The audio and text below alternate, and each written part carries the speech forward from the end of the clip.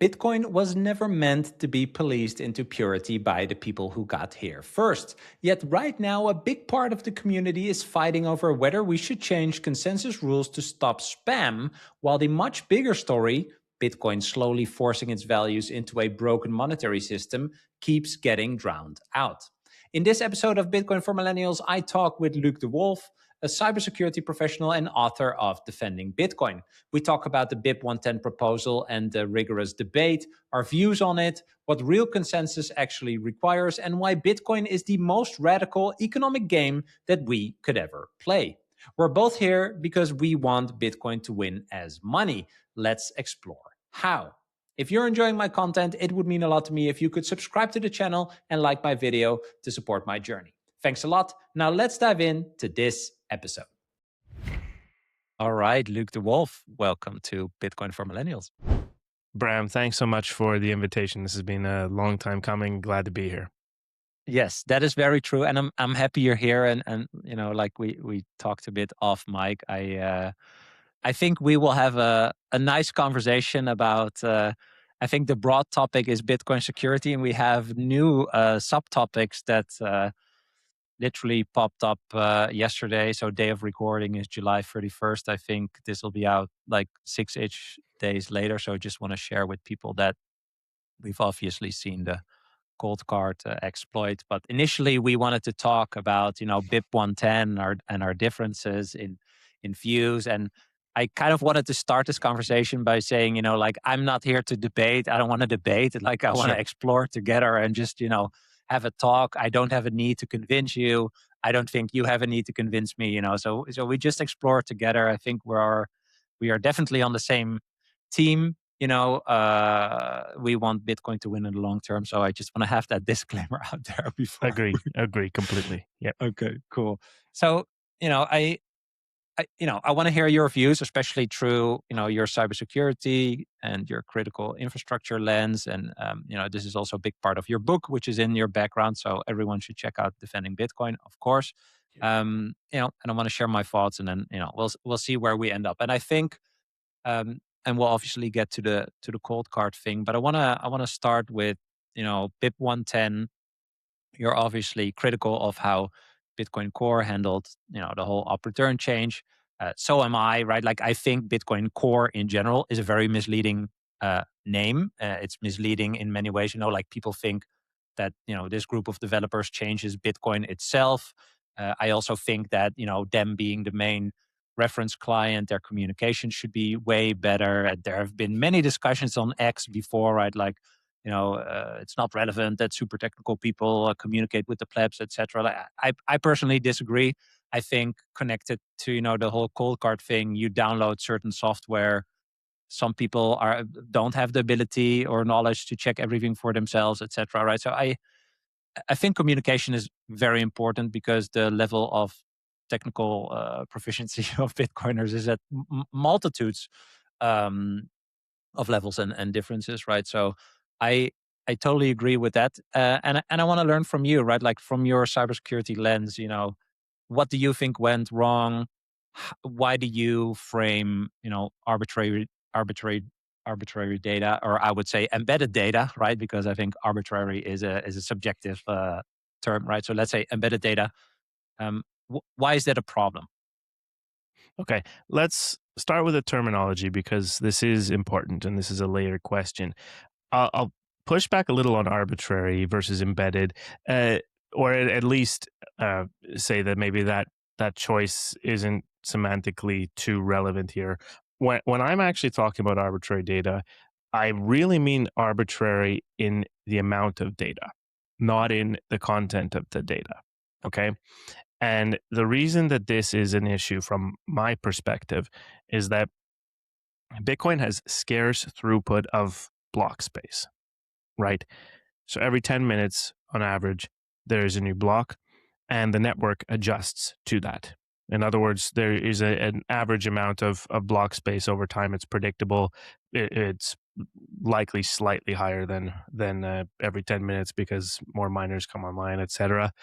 But what this means is that the throughput for the number of transactions that can come onto the base layer is limited. And historically, Bitcoin developers have prioritized making transactions as small as possible, making signatures as small as possible, making the way that transactions are formed as efficient as possible. And well, starting in SegWit, there were some compromises, so to say, on the raw amount of data.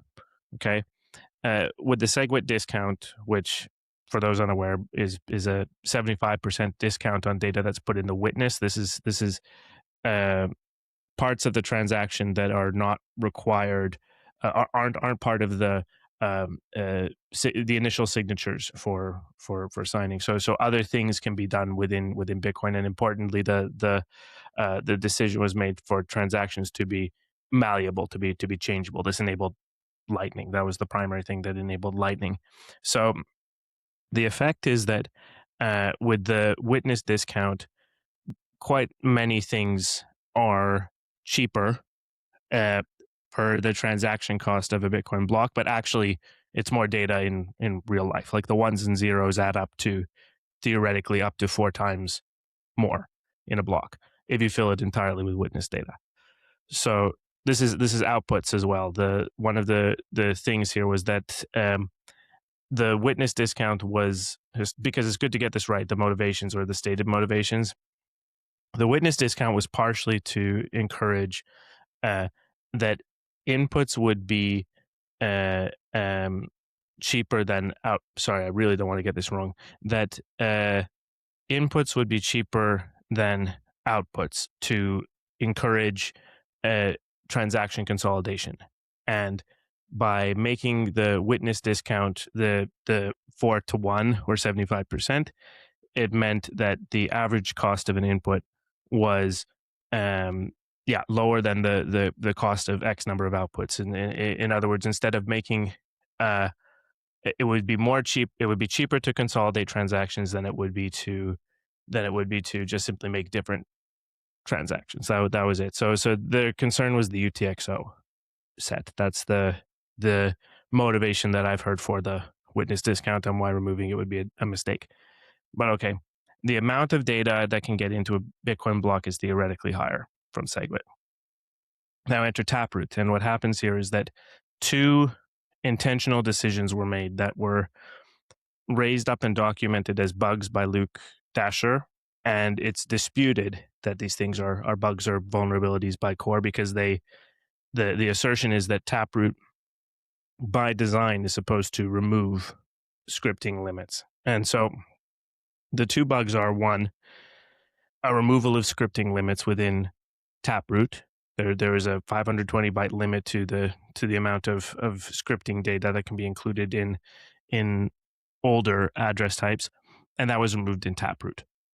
Okay, and supposedly this is direct intention here, is simply to make it so that you can put more scripting capabilities into one transaction over Taproot. And the entire reasoning for doing this is to make it easier to create more complicated scripts, more complicated smart contracts on Bitcoin, on the Bitcoin base layer, right? The other bug was effectively a consequence of the discovery that if you use the op false script, which says to Bitcoin, ignore everything after this, it's never going to execute, and then you put an op if, which is a conditional statement, you can then put as much data as you want underneath it. Okay, and so this was raised up as effectively a relay policy issue, that even though by consensus this stuff would be valid, that relay policy should filter this out, right? So the main thing here is that it became easier, much easier, to embed more data per transaction, and that has largely been exploited by specifically NFTs and tokens, right? Things like this. Yeah.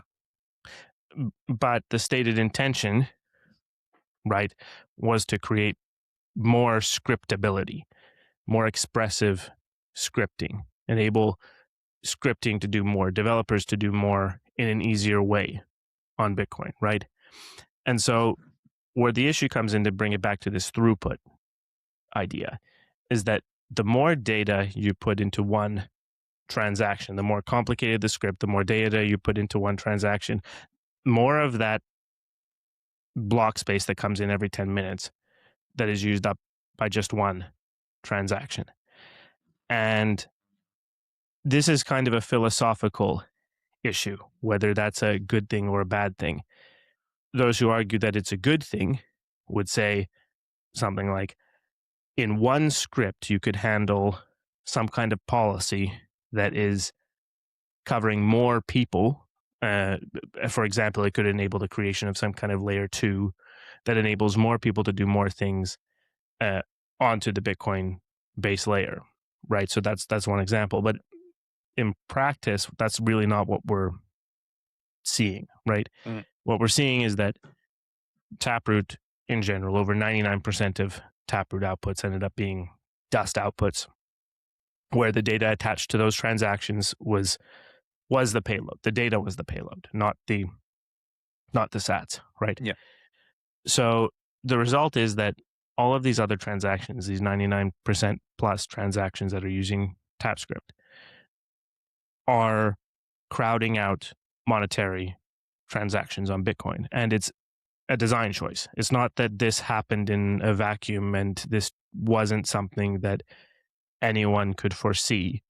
It was that intentional design decisions were made to prioritize scriptability of Bitcoin. But the unforeseen consequence was that instead of more expressive scripting becoming more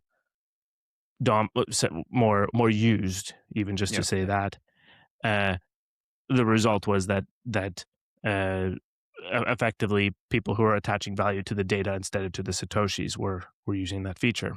And the simple way to think about that is, if actually I think Samson said this, Samson Mo, that if a Bitcoin transaction, if the elements of a Bitcoin transaction aren't actually being used for the spending of satoshis, that's spam, per Bitcoin's own definition of peer-to-peer electronic cash. Mm-hmm. Right? The trouble is differentiating, right? Now, BIP110 isn't making any determinations on content itself. It's closing specific vectors that are seeing specific kinds of exploitation by these ordinals, these inscriptions, things like this. Op-return is specifically getting closed because the concern, and this is not necessarily my concern. I do want to be clear there. It's not my concern so much. It's the concern of the developers of BIP110 is the contiguous arbitrary data could hold illegal content. Okay. And I'm less concerned about that. I'm more concerned about the total amount, but reducing the op-return limit to what was effectively the relay policy standard, which is true. That's a goal that I am at least aligned enough with. And the rest of the changes through BIP110 put limits on a consensus level to the rules of Bitcoin that just simply say, okay, you can continue to put data on if you like, but you have to chunk it up. You have to operate within certain limits, right? You no longer get a blank limitless check where you can embed as much data as you want up to the block size limit, right? Because at the end of the day, my view is that these, I mean, I'll use your term, embedded data protocols are effectively putting a hidden monetary premium on Bitcoin block space, getting into a Bitcoin block, than otherwise would be the case. So it's making monetary transactions more expensive. It's making using the Bitcoin network more expensive. And that trickles down to layer 2s. That's true for Lightning. That's true for Arc. That's true for Liquid, right? It makes all of that incrementally more expensive. And that might not be a problem now, but in the cybersecurity world, we're not dealing with the business as usual good case scenario. We're dealing with when things go bad. And in 2023, 2024, things were quite bad. You couldn't make a Bitcoin transaction without paying 50 euros. I think at the worst, it was something like 200 euros, dollars, whatever, to make your transaction. And that just completely crowds out many people from the network. Yeah. So to me, that's a negative. And to me, that is a certain type of cybersecurity issue. It's a risk and an attack on the availability of the system. The availability of Bitcoin as a monetary network. That's what it boils down to for me. Most people stop too early with Bitcoin. They buy it, maybe move it to a wallet and think they are done. But they're not. The real questions are how you're securing it, how private your setup is, and whether you're verifying your own transactions or trusting someone else. And what happens to your Bitcoin when something happens to you. This is the layer that most people ignore, and it's the most important one. That's why I've been working with the Bitcoin Way. They help you set up self-custody properly, including privacy, cybersecurity, inheritance, and even running your own node. And they do it without ever touching your Bitcoin. They're not a custodian, they're your support team. If you're serious about this like I am, go to thebitcoinway.com/Bram, that's BRAM, to book a free call. They'll walk you through your setup, personalize everything to you, and help you get a much stronger position very quickly, whether you're a beginner or more advanced. That's thebitcoinway.com/Bram. All right. I think that's a great case, and I'm happy you stopped in the sense that I want to learn more, but I have my own thoughts and I would love to share them just to also get your perspective, right? Because I think we probably agree for like 80%, but I also want to share like where my point of view comes from. And I think there's multiple things we need to touch, right? So I think my most basic explainer or like thought around Taproot, SegWit, etc. Eventually, and I want to talk about consensus also later, right? Just as the mechanic in Bitcoin, this was accepted, right? And so maybe also good to share my background. Like I've spent 10 years in like startup business VC land, right? I've seen hundreds, maybe thousands of pitches. I've worked with hundreds of teams, people building their ideas, app services, whatnot, right? Some way too early, some too late, some made it, some didn't, etc. So I've always kind of seen the tension between the creation of the thing, right, the technology, and the usage of the people, right? Whether it's who it was intended for, or other people that I will say misused it as compared to what the founders or the creators set out. And so this is kind of like the lens as to how I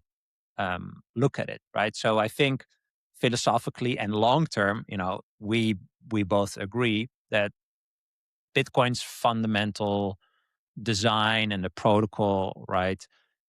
It is superior money. It can act as superior money, right? It's this triple entry bookkeeping. It's the ledger that you cannot change. And eventually, I think that is kind of the foundation, and we can exchange the ownership of parts of this network, basically, right? We can change the ownership of a certain set of the code with each other, which I think is what eventually gives it the function as money. I can transfer the ownership of a part from me to you with finality within 10 minutes, globally decentralized, neutral, blah, blah, blah, blah, blah, right? And that is what makes it superior money. And no one can control, this, have influence on this transaction we make. But I also think that this, although Bitcoin, in my opinion, is already this, right? I can buy your book for Bitcoin if you accept the Bitcoin and offer me the book. We can use it as money, right? And I think the money use is a social thing, right? Just as we're going to talk about the self-custody part, it's all about how much you understand the problem, how much you're searching for a solution, how much you are aware of what a better solution would look like, right? not doing anything is also a solution, right? Ignoring the problem is also the solution, right? So I think in terms of the adoption of Bitcoin as money, you have the technical part. It should work in a certain way, or else it cannot even be considered as a possible solution to, fiat money, and thus be adopted by people and so on. But we also have the people that should be aware of their problem, or else they won't adopt it. And for me, that is kind of where the tension is as to what you are saying, right? So to go back to Taproot and SegWit, right? Whether you think, I'm talking in general, not you, right? Whether you think they were created for good or bad intentions or whatever, eventually they got consensus, right? And it got implemented in Bitcoin itself. I would say I'm a follower of the fat protocol type thesis. If Bitcoin is the base layer of value of money, um, and anything built on top, right? So this kind of like this TCP/IP, base layer idea. Anything that is being built on top of Bitcoin as this base layer of absolute truth, as in the immutable ledger, absolute neutrality, etc., then everything that is built on top needs to adhere to this base layer. And so maybe this is philosophically or something, right? But anything built on top needs to adhere to the principles and values that emanate from this base layer of truth.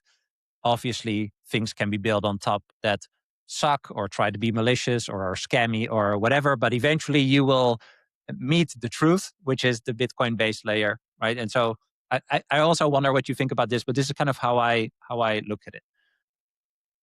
But to put it in the context of where the world is and how many people are even aware of the fiat money problem and the debasement and everything, that everything is broken and downstream from the money, I think we are still extremely, extremely early, right? Like we are a niche of a niche and on the fringes of whatever, right? Like in the big picture. So I also think it is very, very, very, very early. And so although Bitcoiners like us see this future and we move toward this future, we cannot expect that everyone understands it at the same time or at the pace that you and I want, right? So now I want to go back to the technical part, like something like SegWit or Taproot, right? You say, this opens up, people, I see it like this: people stepped in the space that was created by SegWit or Taproot, right, to do their NFT ideas or their whatever Citria idea or whatnot, right? I'm not a fan of NFTs, pizza cats, wizards, and whatnot. I think it's super retarded. Okay, so I hope people hear that. I think that's retarded. But something like Citria, I don't think it's going to make it, right? Like they have their own their own token and whatnot. Like I talked to a guy at a Node Runner conference, and I said, I think this is fucking bullshit, this and that, because he asked me, what do you think of Citria? And then he was like, well, I'm some developer at Citria. And I'm like, well, this is my idea. I don't think any service that has a token connected to it with some monetary value can actually acquire users in a meaningful way. Like you have to create something of value on top of the Bitcoin layer to attract people. This is a different discussion, but like I think there should also be space for us to give to people that want to follow this fat protocol type idea, right? The fact that NFTs and all this fucking nonsense uses it, especially in the time that you mentioned, right? Let's say 2021, 22, 23, like hype of NFTs and all this crypto bullshit. I don't like, but this is my point. I think I don't want to talk too long, but my point is that I think there is this tension between the intended monetary purpose and the technical foundation that it needs to be in order to actually be the superior money is something different than the actual, let's say, social adoption of Bitcoin, Bitcoin being money for the people that adopt it, right? So there's just a natural tension in there.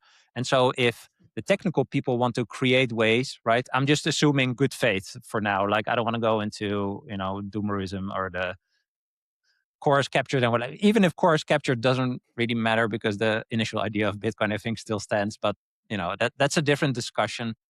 People will probably tune off after I said this, but let's assume good faith in the development of, whatever the technical possibilities are.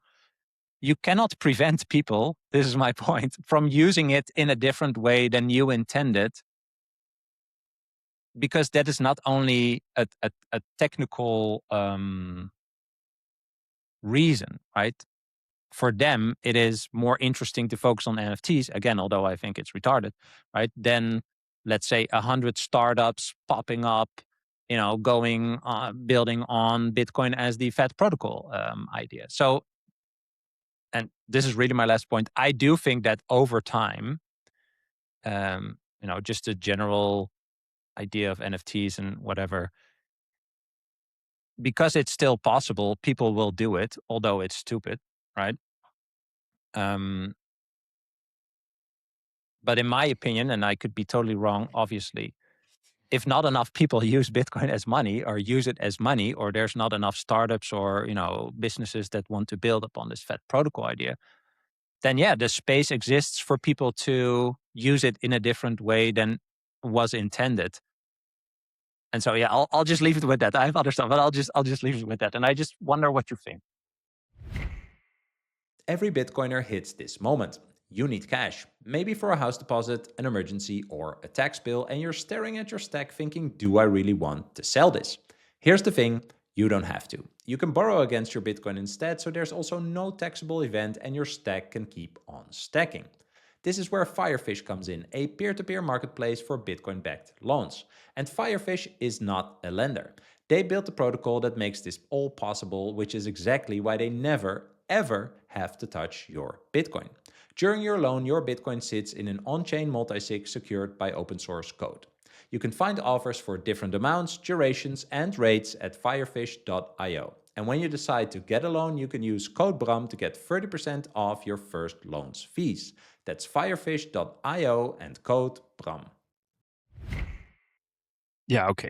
There were a lot of points there. I'll try to address them in a somewhat organized way. In terms of the FAT protocol idea, I do think that is the crux of the disagreement, though, between, say, not just BIP110 supporters, but I'll say more monetary maximalist plebs versus the development community, who I acknowledge that the vast majority of them, I'm not going to say all because I know that's not true, but the vast majority of them believe in Bitcoin as money.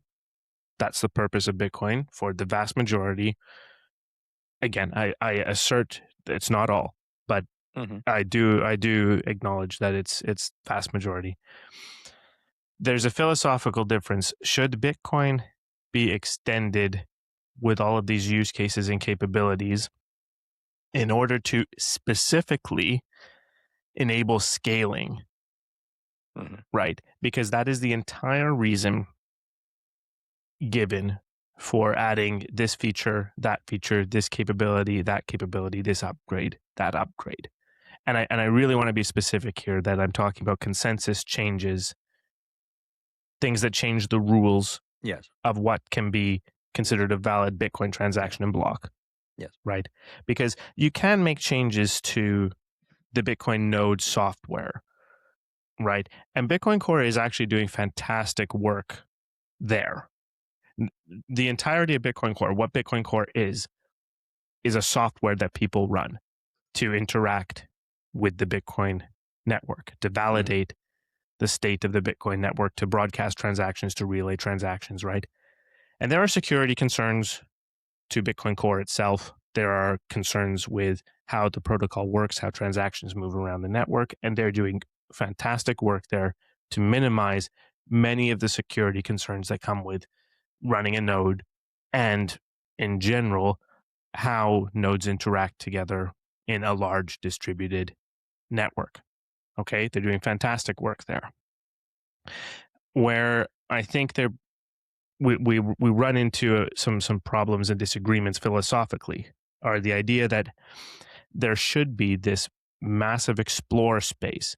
And I'm using verbatim words here. I attended Bitcoin Plus Plus in Vienna. Fantastic conference, great time, all the credit in the world to Nifty Nay.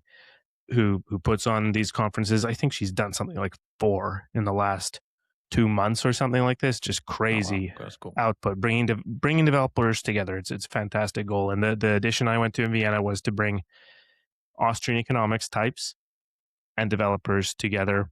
I think I snuck up the middle a little bit.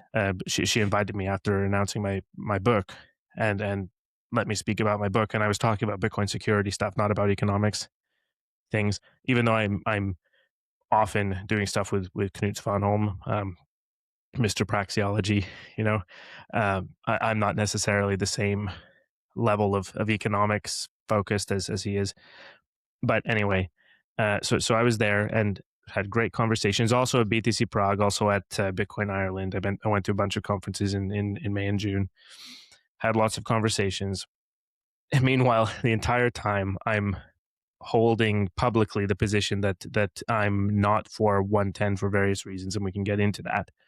That was my real position at the time. I don't want to give off the impression that I was sort of duping anyone. I was against, and I came back to being for 110. I can get into why. But the philosophical difference here is that they want this explore space because almost similar things to what you were saying. We don't understand what Bitcoin is. We don't understand what Bitcoin is going to look like in 20 years. We don't understand how technically we're going to onboard the next 100 million, billion, 5 billion, 10 billion people onto the network, right?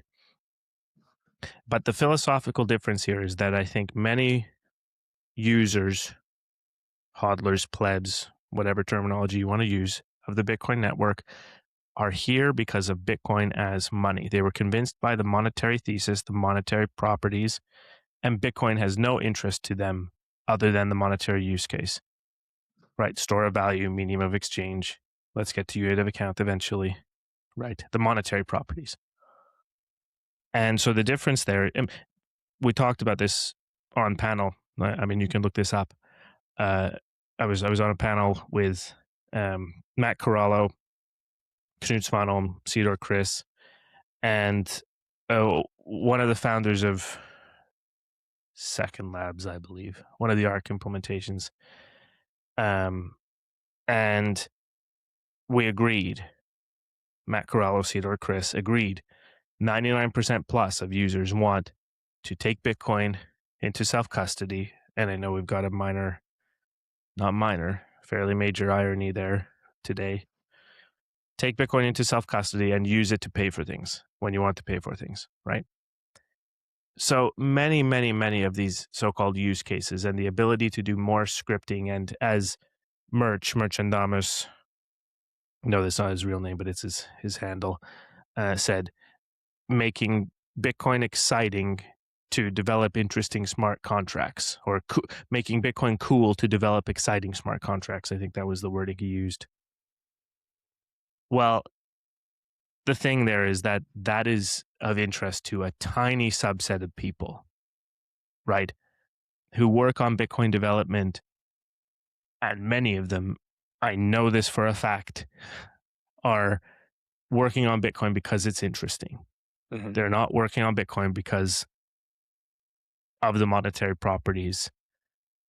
There's interesting and cool things to be done on Bitcoin, and adding interesting and cool features is interesting to them. And they may believe it's aligned with Bitcoin as money. But I believe what's happened is unforeseen consequences. That if you add too much of this explore space, too many places to put data, too many ways to do scripting, expressive scripting, and by that I mean that it's given the space to emerge, to grow into the space, that it allows for exploitation and abuse, and the permissionlessness, the censorship resistance of Bitcoin, which is, I put forward that Bitcoin censorship resistance and permissionlessness is an emergent property of Bitcoin not having any centralized controller, right? That there's no one thing that says permissionlessness in Bitcoin. There's no one thing that says that. It's the culmination of all of these other design features that came together that makes it so you don't have to ask permission of any specific third party to make a transaction on the Bitcoin network. But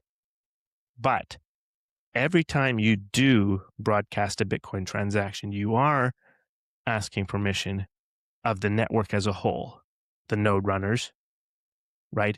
You're asking permission of the miners as well. The miners have to agree to include your transaction into a block, right? And they're only going to do that if they satisfy the rules that are being enforced by the nodes. So, therefore, permissionlessness is true in the sense that you don't have to ask any individual actor permission, but you do have to submit a valid transaction to the network that is going to get accepted into a block to make it onto the chain. So, to try to tie these two-ish threads together here, the permissionlessness of the network on the one hand says that you can't stop people from using the network in so-called unintended ways. Yes, that's correct. But that doesn't necessarily mean that the network has to have settings or protocols or policies, consensus rules that explicitly allow for greater space for unintended use cases, right? And the line that seems to have been drawn by Bitcoin Core at the time is that this explore space is intentional to allow more things to be done that we don't know about yet. And to land this a little, the assertion from most on the monetary maximalist side, which I agree with from a security perspective and from a Bitcoin as money perspective, how I see the ideal for Bitcoin. And we can get into what Bitcoin is versus what Bitcoin should be if you like. But I have a more nuanced take on it than maybe it sounds. That Bitcoin's changes to Bitcoin need to prove themselves. That simply, it's not a good idea to do upgrades to Bitcoin that have a lot of room to be flexible. That changes to the Bitcoin base layer should be targeted, specific, and should be provably beneficial and as free of unintended consequences as possible. And that is entirely antithetical to what Bitcoin Core has been putting forward. SegWit had some of this, Taproot had a lot of this. Okay. And well, to tie it back to the permissionlessness thing in 110 a little bit, the network can change the rules of the system without inhibiting the permissionlessness property of Bitcoin itself, that you don't have to ask permission of a central controller, right? But the rules can change. Every upgrade, every soft fork, every hard fork changes the rules of what is allowed in Bitcoin. And making a change that says, here are the new limits that you have to live within, I put forward, this is perfectly valid, perfectly acceptable. Nothing wrong with this from a governance perspective, nothing wrong with this from the perspective of that you're taking transactions that were previously valid and now saying they're no longer valid.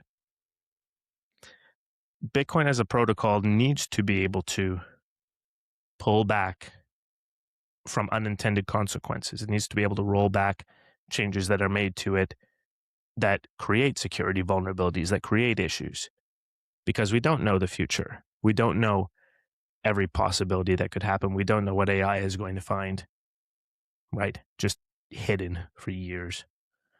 So Bitcoin, the network, needs to be flexible enough to be able to roll back changes that didn't have the effect that they were supposed to have, or turned out to be a net negative instead of a net positive, right? And that's what BIP 110 is, to me, is a partial rollback or restricting of some changes that have been made to Bitcoin over the years and it's a limitation of data vectors. It's not removing the possibility of data, but it is saying you have to live within these limits. And I put forward that that is completely reasonable and does not degrade Bitcoin's permissionlessness, censorship resistance, and it certainly is not censorship. So I totally don't agree with the build cool shit on Bitcoin merge point of view, right? Like, so I think you and I agree very much on, I don't even know what the English word is, but I don't want to say delicate. I don't think Bitcoin is delicate or precarious. I try to find the word. I don't think delicate or precarious is the thing, but I heard Sailor once say, if you build a rocket ship, you're not going to put on any extra fins or whatever, like on the side or flaps or whatever. Like, I Yeah, think sure. that's, Extraneous. I don't even know what that means, but yeah, Sure. like, Could be that. Yeah. yeah. Okay. So extraneous, right? Ik But spreek geen Nederlands, so no, I don't think we can. Yeah. I don't speak Suomi, so I don't know. There we go. Yeah. We have to So, make English work. Yeah. but yeah, so I mean, again, I totally follow you, and I again would also say that I agree. So I'm trying to think like where my tension is, and I want to go back to, I talked about how also like online and people seem to not get my point. So I think the primary, probably only use case of Bitcoin is money, right? Like eventually you want it to be money, but again, I think there's a combination of it technically being it and actually being used by any person. So even the definition of the fact that it's money is probably contentious for some people. Sometimes I tell people Bitcoin is already money, but you don't really understand it yet, right? So that's a different conversation. Um, if I want to zoom in, maybe on the permissionless part, right? So because I find it difficult that, so when I hear you talk, I think of Ethereum not because of what you said, but just because like all the stuff that Ethereum's upgrade here, Ethereum's upgrade there. Oh no, we're gonna go back to this. Oh no, we're gonna I find that extremely disruptive. Um, and so I want to acknowledge like my own tension here as well, right? Like eventually we want to move towards this global decentralized money used by way more people than it's being used now, right? And recognized as is. And so along the way, I think maybe the permissionless part is also kind of like the, I want to say, issue or the challenge here, right? Like as anyone can propose improvements to Bitcoin, and well, as we're seeing with BIP 110, right? Eventually the network votes, so to say, and we all follow, or some people fall off, in between, but we all follow the heaviest, most valid chain, and that is quote unquote Bitcoin, right? So again, the tension is between like what was the intent of someone creating something technical, even if they had like a really great picture as to why something was implemented. If it's eventually not used like that, I think there's kind of like two ways to go. It's either what you're saying, right? Which I don't want to dismiss because it's an option. Um, and I think partially what I'm saying is like I think, but again maybe I'm wrong, right? Like maybe not enough people care today about the possibilities, things you could do with Taproot, things you could do with, and there are other very technical people that think it is fun to do NFTs and all that stuff. And then they abuse it in the eyes of, the monetary maxi people where, I hope I'm part of that crowd. I think I am, right? So this tension for me, I think sometimes people kind of portray it as too simplistic. I don't think you're doing it, but I do think that when you go, when you say something like, okay, we need to roll back previous um, decisions that have been made before, you can think that, and that's totally fine, obviously. But I think that is not necessarily how Bitcoin works, right? Like if you don't get enough support, for a BIP in this example, right, and there's no consensus around it, then it just stays what it is, and you can anyone can think of that what they want. But for me, that part, the fact that Bitcoin is hard to change, is something that is foundational for me for the eventual use case as money, right? And I'm saying use case again because I think you build technology with a use case in mind, right? Usage of said technology is something different, right? Like I don't think NFTs are a use case of Bitcoin. They are usage of the technology that is built toward the use case of Bitcoin. I wonder if you agree, but I think these two words are they are different, right? So there's many examples of startups in the past where if this is probably stupid example, but Airbnb is like a holiday house rental platform, right? Like some people use it to throw parties and trash an apartment or whatever, right? Like that is not the intention of the creators of Airbnb. This is overly simplified. This is not at the same level of global decentralized money, etc. I totally understand, right? But again, this is kind of how I look at it, and I want to continue because I want to talk about the kind of like process that BIP went through. But first, touch upon this thing that I heard you say this week that I hopefully uh, can function as a bridge, right? And you just kind of said it also. Like you say that arbitrary data on Bitcoin is ultimately competing for the throughput of scarce block space, right? It's competing with monetary transactions, and you call it a hidden tax. It's kind of the same hidden tax that inflation is, and I would disagree. Well, partially agree, but disagree because my personal takes like I think this tax will disappear when block space becomes more scarce and fees rise, right? Um, this ties back for me to the education of people for which Bitcoin could be a tool to use in the use case of money. But again, it is so extremely early that I think it's very hard to predict where it's going to go, right? So sometimes I see people say like, Bitcoin is going to be overrun by spam, etc. I mean, that could be the case if we don't educate enough people. But if we educate enough people and um, we compete with our monetary transactions in this scarce block space, which, to my understanding, is just how Bitcoin works, then we also drive out the usage that maybe today is possible because not enough people are using Bitcoin in the way that we want to.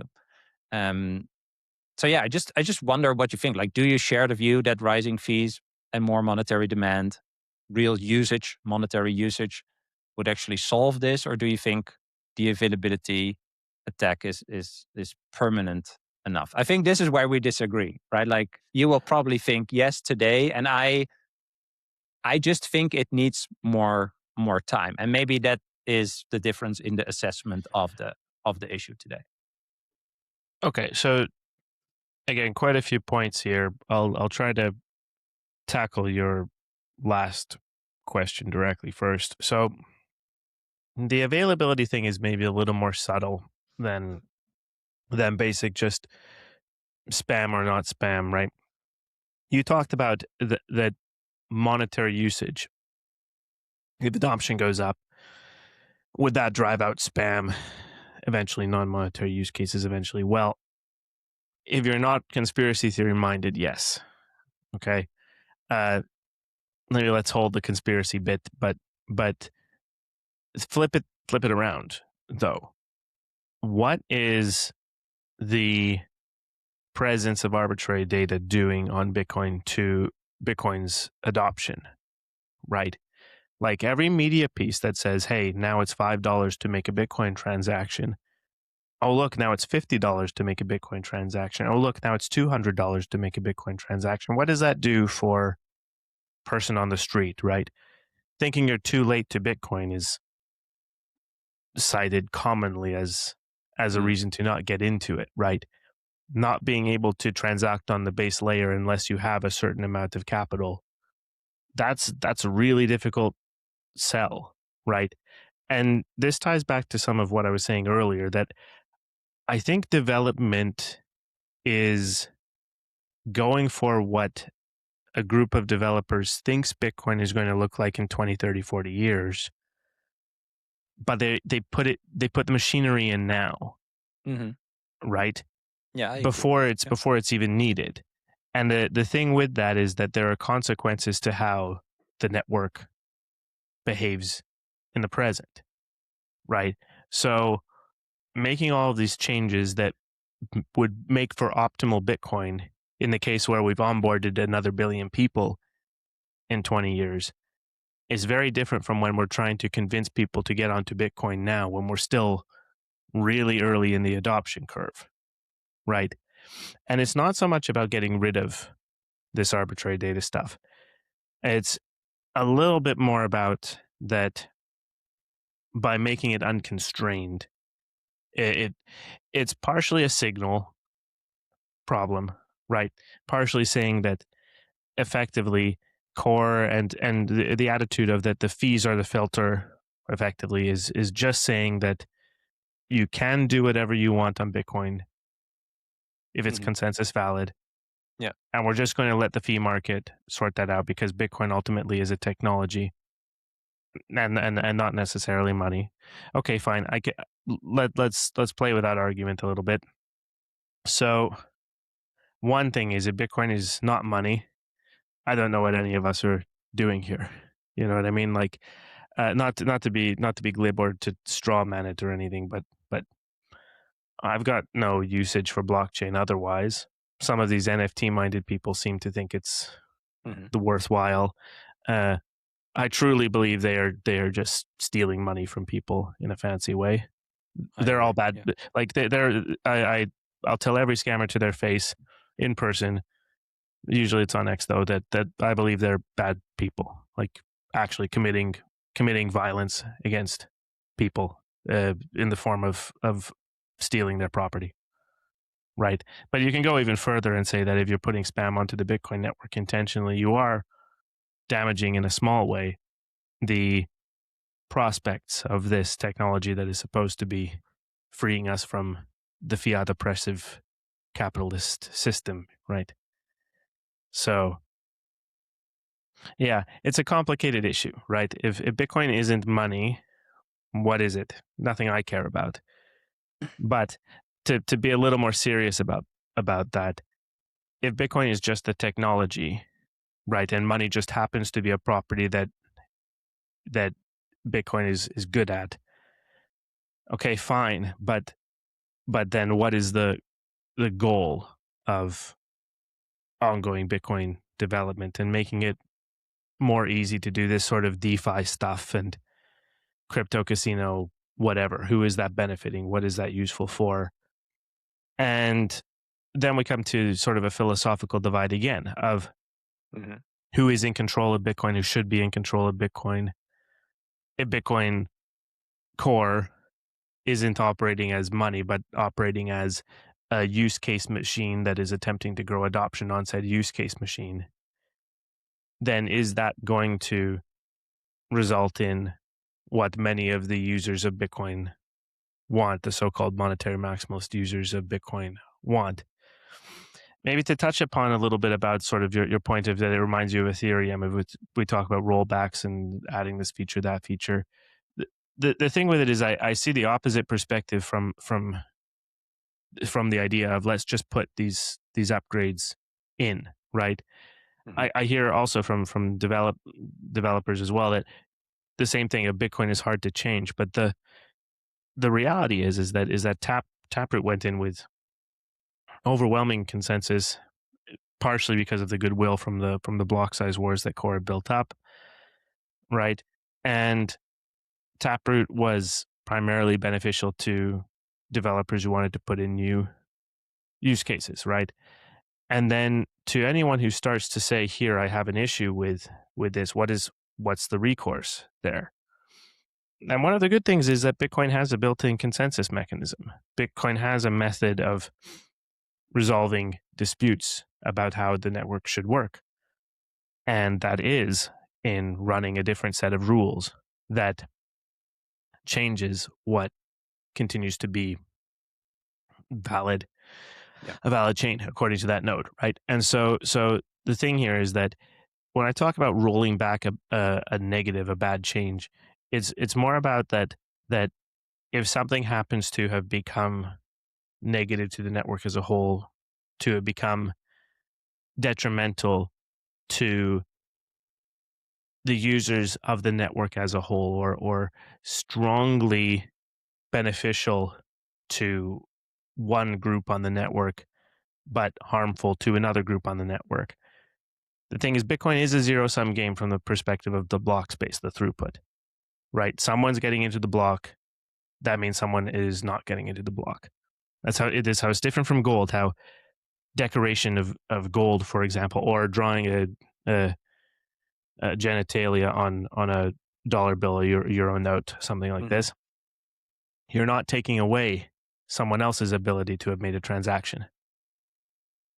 Right. If you turn some gold into jewelry, you're not preventing someone else from doing whatever they want with gold.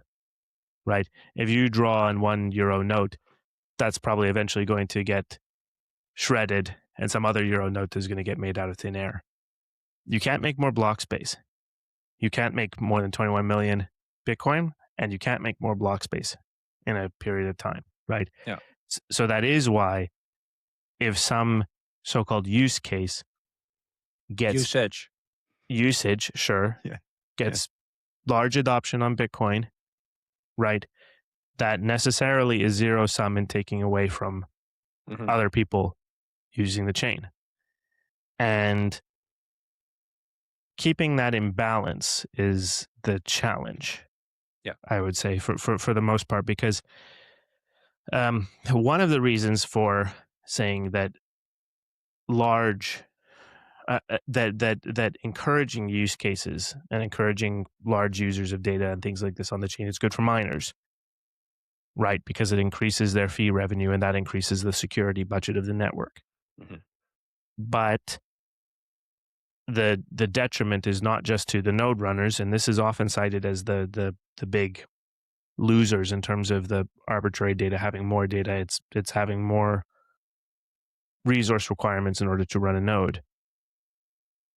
That's not really my primary concern here, because hardware costs are going down, right?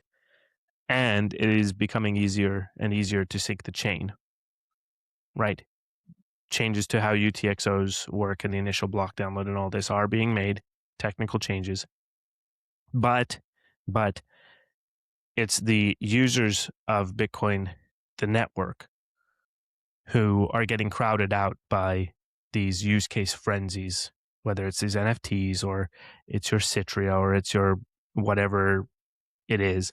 And you can argue that these things are paying the fee and that they're more valuable. But if at the end of the day, they're just making it more expensive and harder to take your Bitcoin to self-custody, to open Lightning channels, the basic building blocks of Bitcoin as the monetary system, then these features are having a negative externality to other people on the network. And where I get to, this isn't a value judgment. It's what is the ideal way to design the system. And I think those in the more BIP 110 monetary maximalist camp are effectively saying that let's limit data vectors to encourage transaction sizes that are as efficient and small as possible per long-standing policy at Bitcoin Core development. Within the development circles, that was the policy for a long time. And make it so that upgrades have to prove their value strongly before they come in. And one last point, kind of in terms of the if we can't roll back issue. If we can't undo a mistake, if we can't undo some upgrade going in that has negative unintended consequences, if we can't undo that, I don't believe Bitcoin will ever upgrade again. And I don't believe that it should, because it's going to kill Bitcoin at some point if we can never roll back just because of the principle of we've made an upgrade and therefore there's a class of things you can do with Bitcoin and we may never touch that. Yeah. Something's going to go wrong eventually, Yeah. right? I don't. So I said a lot Yeah. of things here, and I'll give I'm it back to you thinking. now. I'm trying to make a list. So Yeah. I don't disagree with the last part. Obviously, I do want to. Yeah. So I don't think.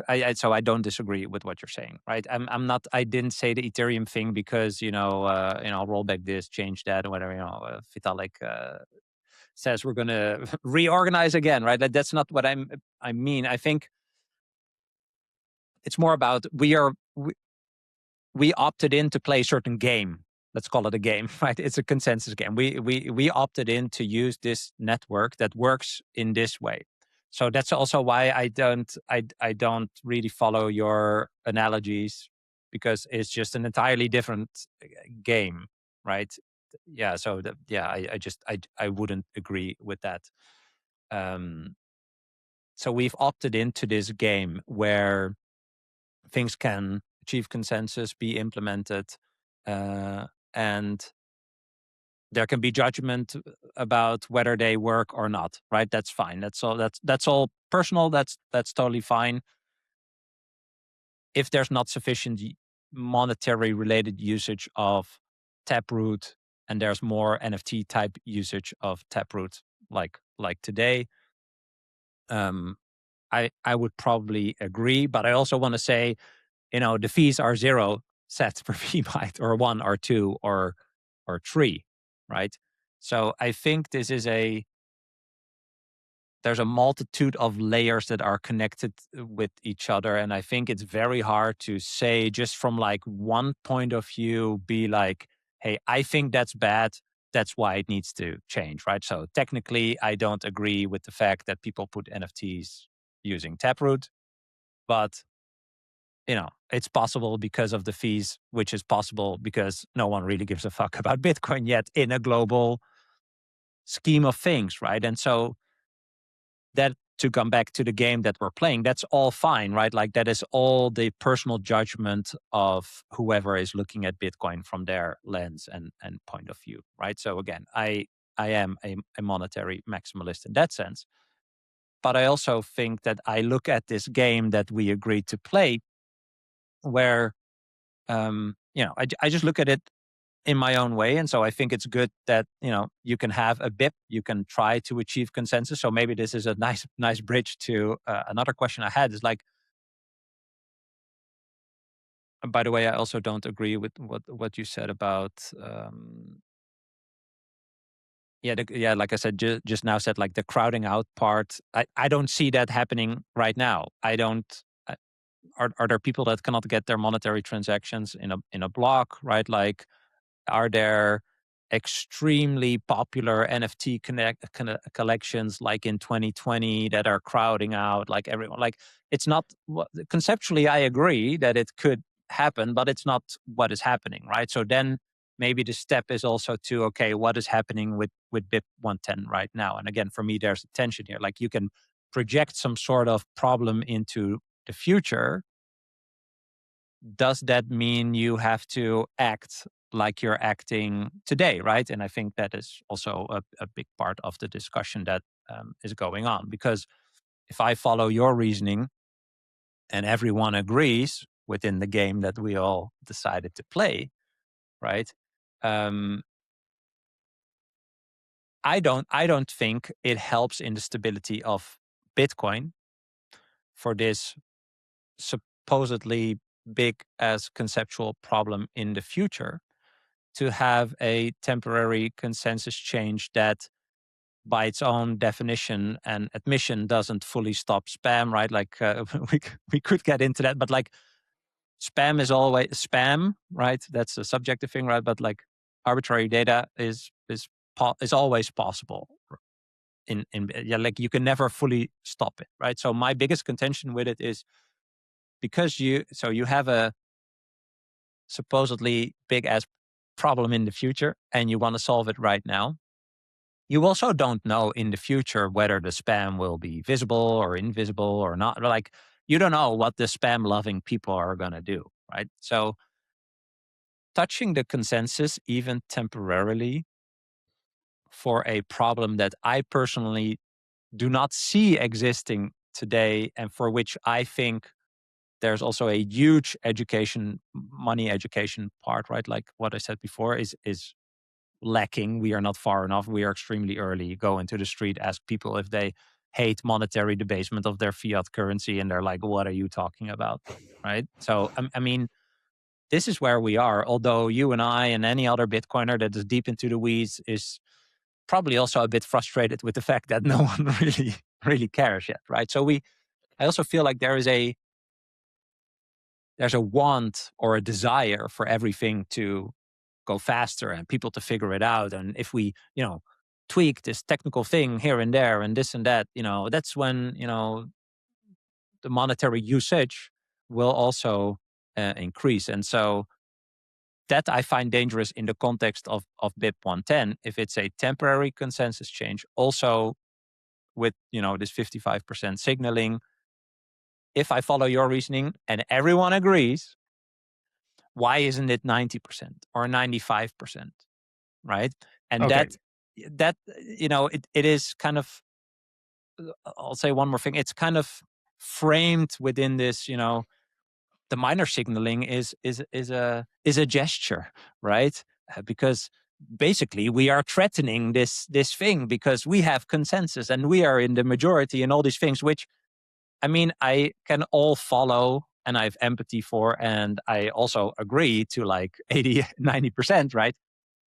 But don't forget the game we're playing, right? And I think the game we're playing on this network is not a game of virtue signaling, right? Bitcoin doesn't care, right? So it is about creating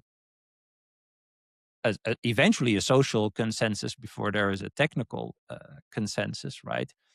And because this is such a multi-layered thing, and it's not like, I mean, I don't describe, Chorus captured it's bad. They want to kill Bitcoin, so this is why we should do it. Like there's all these things that are interrelated.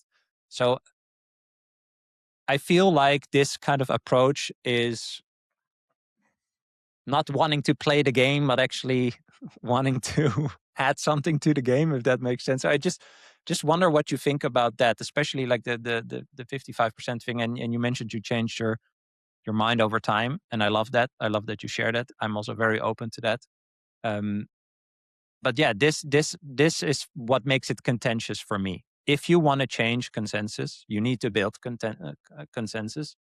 And as we are seeing online, there's a lot of different views on um, all the parts that are actually live. Although I am a monetary maximalist, I do think there's a game we're playing. So if you want to change part of this game, which is the option here, you do need to build a consensus in certain way. sure. Okay, I'll address a few things in semi chronological order again here. So one on the point I think of we're trying both. Sorry. yeah. One of the things I'll push back on your pushback. The whole thing with spam and the crowding out and whatever, looking at the view of right now is the wrong viewpoint. 2023, 2024 completely proved that non-monetary data is capable of completely taking over the chain. Completely. Okay. It proved it. It happened. Right. And so the thing to say that, hey, let's limit this into the future, add more friction, add more cost. That's looking at the bad case scenario or the worst case scenario if you want to go there. And this is really a risk management thing. Are we able to do anything to lessen the likelihood or the impact of another potential arbitrary data frenzy in the future? And the most ideal thing from that perspective would be something that effectively is impossible, because I agree that it is always possible to put data onto Bitcoin. But the thing is, the mechanisms that were unleashed in Taproot made it a lot easier to do so. in the name of opening scripting limits. So by simply putting caps on these things and by removing the op if, and this is the most controversial part and the part that I have had, along with the op return limit being exactly 83 bytes, that I've had opposition to. You can go find the tweets where I would love for there to be another solution than just get rid of op if in TapScript. But the pushback or the rationale there is that op if in TapScript is superseded by the design of TapScript itself, that a conditional is meant to be put into different leaves, tap leaves, instead of being a part of the same leaf structure and then branching within it. Right. You give up and or lose a lot of the benefits of Taproot or TapScript, to be really clear, because Taproot is really two things. It's Schnorr signatures. That's the new signature system, which has a lot of benefits in terms of privacy if you're doing things like multisig, while being quantum vulnerable, by the way, just saying. But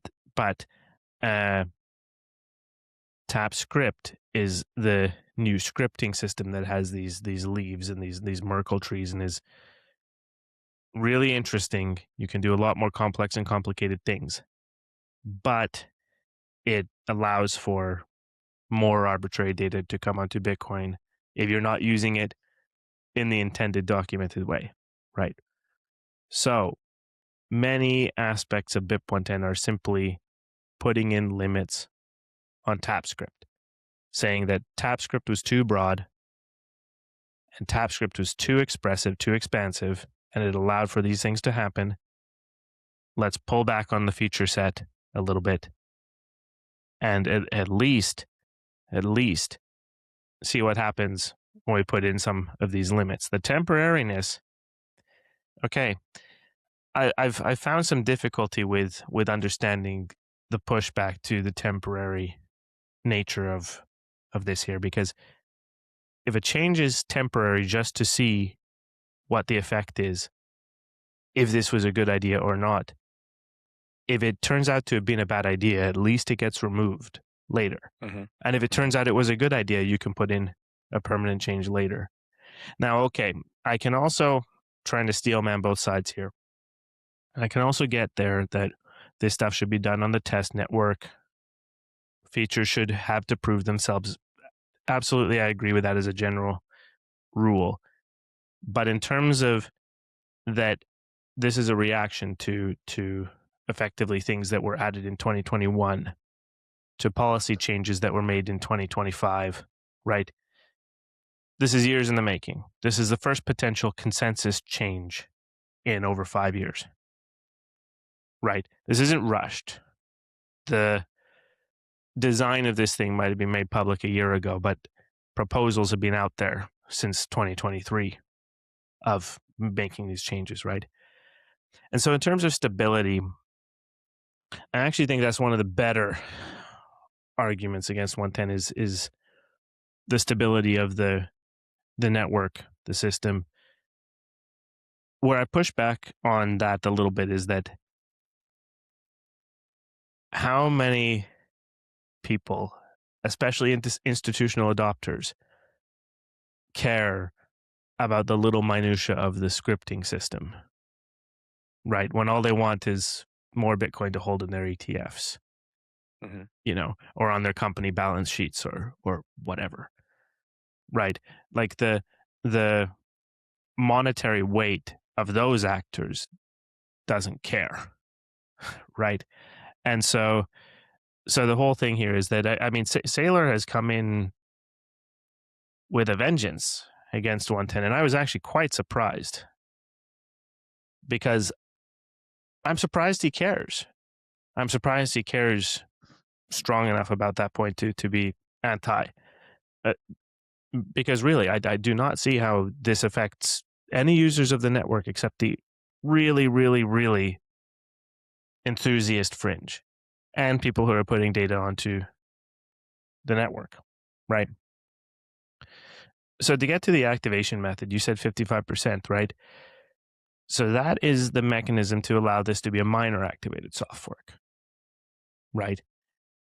The user activated element happens regardless of the miner levels. Okay. And I can tie this back into my position, my journey with my position. So the miner activated portion is effectively just a courtesy to say that, hey, if the miners are on board with this and ready, we just go when it's got enough hash rate to Yeah. take over the network, right? Mm-hmm. It's not the mechanism that has to be in place, right? Yeah, The I previous understand. user activated soft fork BIP 148 said that we are going to reject blocks that do not activate SegWit. But it was open-ended. It didn't say that you have to activate by this specific mechanism. You just had to comply with SegWit. So to a certain extent, BIP 148 really just said, we, the nodes, are going to start rejecting your blocks if you don't come up with this change. Okay. BIP 110 is doing the same thing, except it's saying you have to signal. You have to flip this one bit. And then through flipping this one bit, you're signaling readiness to comply with the new rules of BIP 110. Then there's going to be a window where you have to signal, but you don't have to comply. And then eventually you have to comply. Or else the blocks will be rejected. So what this all Or says not is that, if it's a minority, right? I mean, that right? this is, you should add that, I would say. Well, yeah, but the blocks will be rejected by the nodes running BIP 110. Yeah.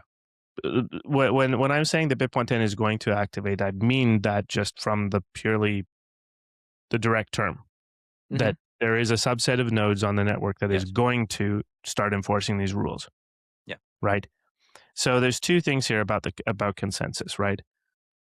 One is the ideal of social consensus building in order to make a change on the network the most smooth way. Taproot effectively being an example where consensus was overwhelming, social consensus was achieved, and virtually everyone just said, off we go.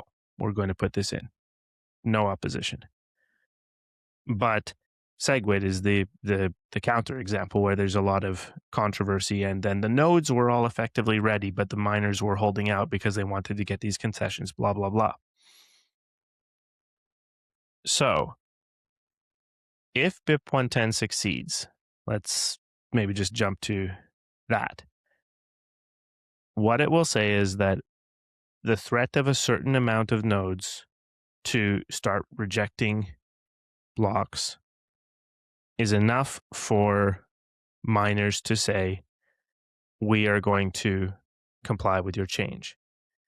And this is maybe a controversial ish point, but the absence of an explicit rejection of the soft fork is what makes it entirely up to the miners and the weight of this group of nodes to make this decision.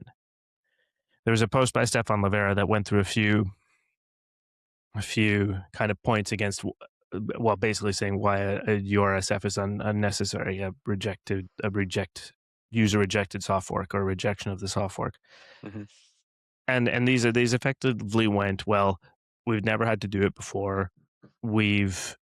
It requires a lot of coordination effort, and ultimately we might just be able, like, by ignoring you, this thing is going to fail, right? So it's all these reasons for why a rejection isn't necessary. But the thing with it is, if Bitcoin has within itself the capability for groups of actors on the network to simply change the software they're running and miners to simply change the block templates they create, and that results in a new set of rules on the network, right? BIP 110 is playing by the rules just like everyone else, if we're talking about your game analogy. BIP 110 is fully playing within those rules, right? I don't disagree. I don't disagree. Well, and actors opposed to BIP 110 are effectively only operating on the social layer at this point. Only. There's Why would you no say that? opposition in code. No opposition in code. Or there are 6 nodes saying that we were going to reject blocks that signal for BIP 110. But Go ahead. Go ahead. yeah, I don't know if I either get or follow this frame, but I'm totally fine if well, I think we'll get to that, but like, isn't the game that the achieving of consensus? Well, I would say the game is the achievement of consensus, and therefore continuing the longest, most valid, heaviest chain, however you want to define that, right? And then it's up to each individual user to determine if that is the Bitcoin they want to follow, right? And as we've seen with Bcash and stuff like that, right? Like, they were actually selling their Bitcoin. They went all in on Bitcoin. There's Bcashers that are replying to my tweets, being like, "Hey, well, you should wake up." And I'm like, "Dude, are you still, are you still on this thing years later?" But yes, there are people that are still on that thing later, right? And so I hear what you're saying, and like I said, I don't disagree because this is the game, right? If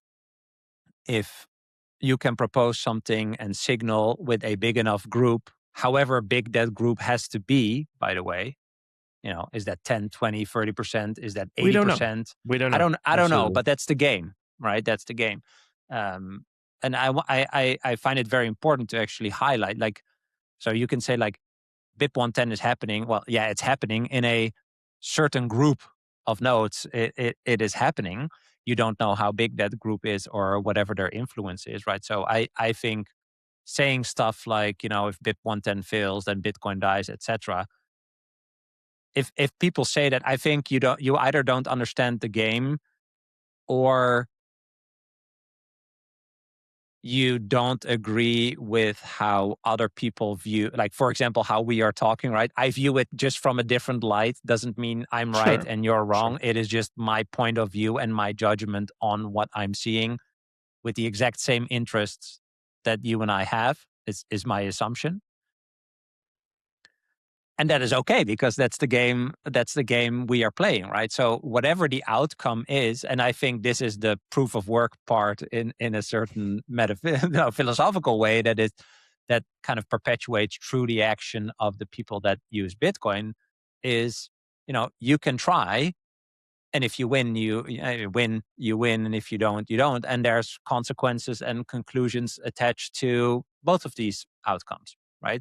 And so if you think, Bitcoin is going to die and this is all bad and blah blah, you can, you can fork off and find out, right? You can make your own Bitcoin and you can do that, right? Like, this is all, in my opinion, it's all valid, and it's not a judgment. It's just whatever you can do. But for me, this ties back to what we talked about with Taproot and Segwit. Like, you had these two examples, right? Like, one achieved broad consensus and just activated. The other had more hurdles, but the nodes were ready and the miners not, etc. Like, I think these also showed that there can be no consensus among nodes. It can be initiated from, let's say, the node side. Eventually, it's about all the actors that work together and play in this game. No, so I'm thinking about what my point is. I don't really want to make a point. I just want to say, like, I agree, and I think it's all fine. I think the discussion is more around, for me at least, if you want to build the social consensus, I would love more conversations like this, by the way, Sure. right? And not the, CSAM or it will die or this is captured. That, yeah, like, this is the most radical game, I would almost say, that you can play, right? This whole Bitcoin is punk rock. It's an extremely radical game that many people are invested in not only financial ways and personal, like, right? So it is a highly contentious, from any point of view, continuous game, working on a technology in a world where it's, by the way, constantly under attack. This is what I think you agree with what we talked about before, right? Like, Bitcoin will be under attack forever until we're in our utopian hyper Bitcoinized world. And then still there will be some socialist Marxist type of people that cannot handle the the freedom and the responsibility that is given to them, and they will want to do something else, right? So it'll always be under attack. Like the subject of money is the craziest subject probably that we can fight for, right? So it'll never be 100% certain. There's always stuff in the future that you don't know, right? And why I'm saying this is that this is really a big part of how I view Bitcoin. Like Bitcoin in itself is an experiment for me. It's either zero or it's hyper Bitcoinization. I don't think Bitcoin has a middle.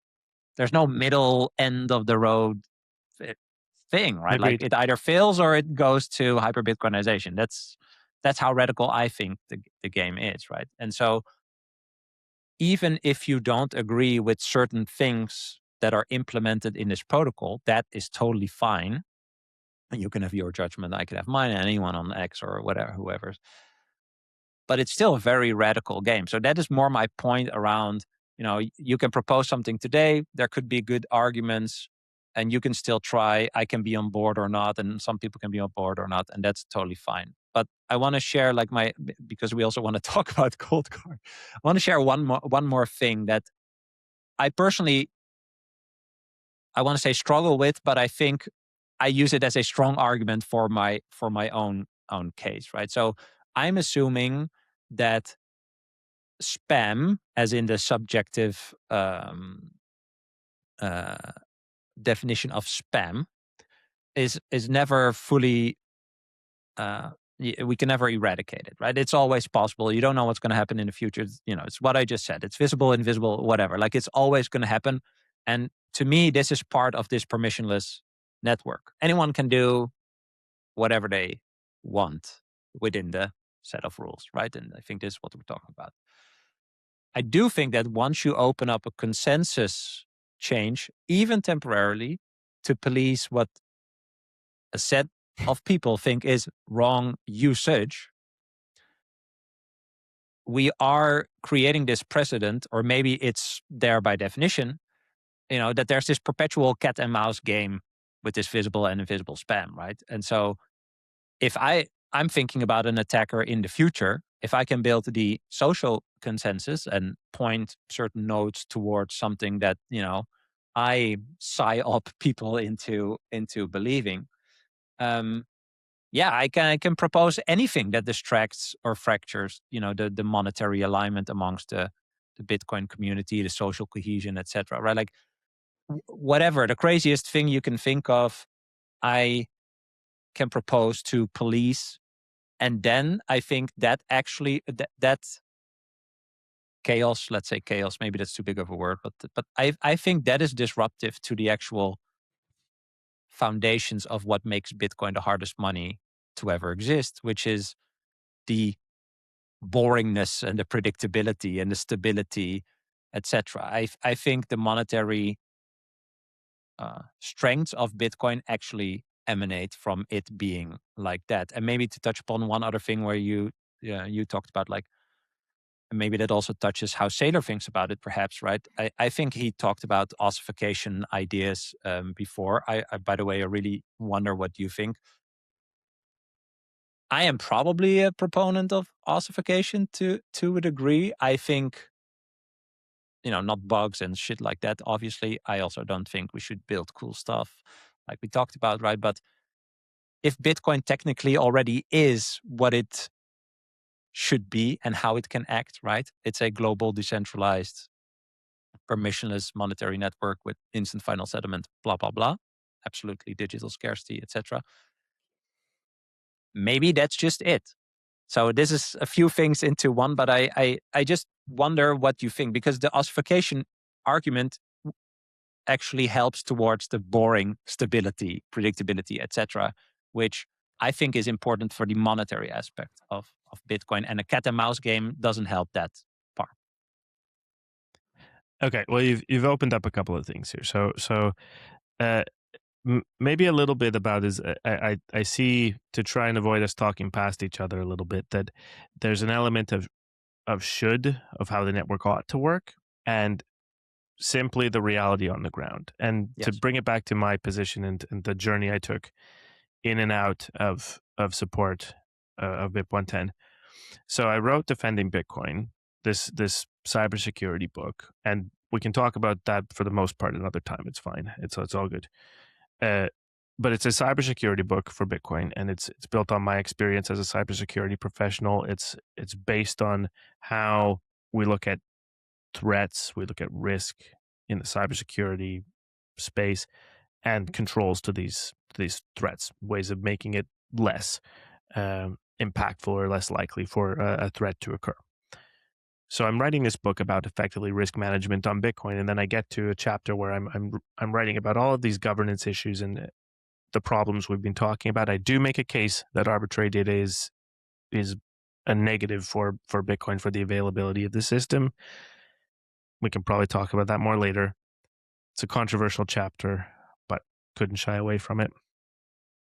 But I get to the end of that and I sort of think, well, what is the steel man, or the strongest argument against the governance issues, or the what is the result of disagreement with the governance of Bitcoin, with changes to the development, things like this? And the result is exactly what we've been talking about. You can effectively propose a change, and if you don't agree enough with the consensus, the social consensus — this consensus is a badly overloaded word, unfortunately, in Bitcoin — that you can simply initiate a fork, a chain split.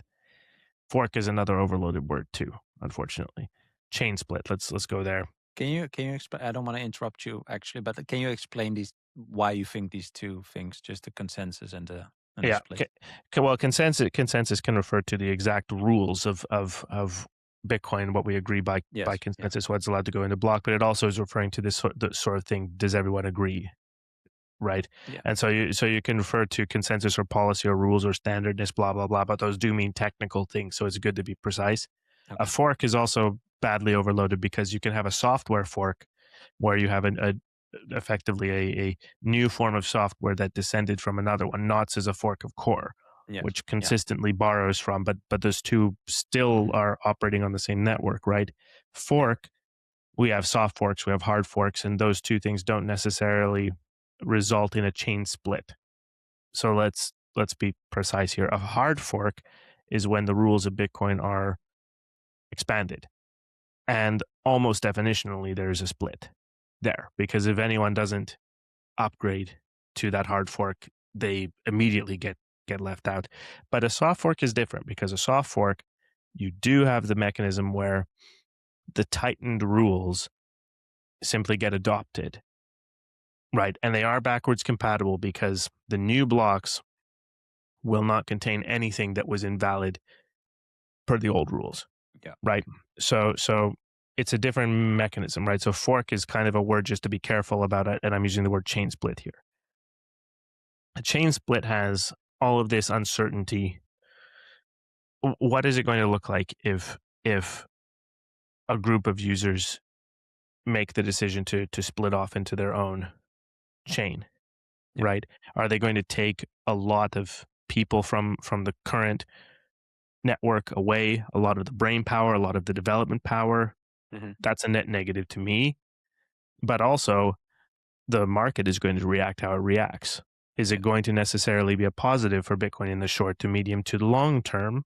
As you say, we've either got zero or we've got one. We've got hyper Bitcoinization, or we've got failure, Mhm. right? But chain split, to be clear, is in from my understanding, what will happen if there's not sufficient social consensus and thus signaling of BIP 110, right? Like if there's not, well, it'll, maybe the chain split is like 5 minutes if everyone pours over, or maybe this oversimplification, right?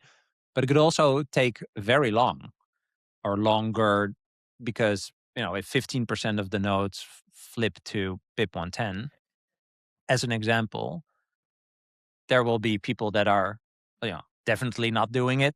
There's people that are definitely doing it, and there's some group in between that, there's this whole game theory, obviously, right?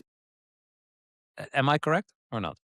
Well, okay, you're skipping ahead slightly, just slightly, because my point was that I found it impossible to advocate for something that could result in a chain split.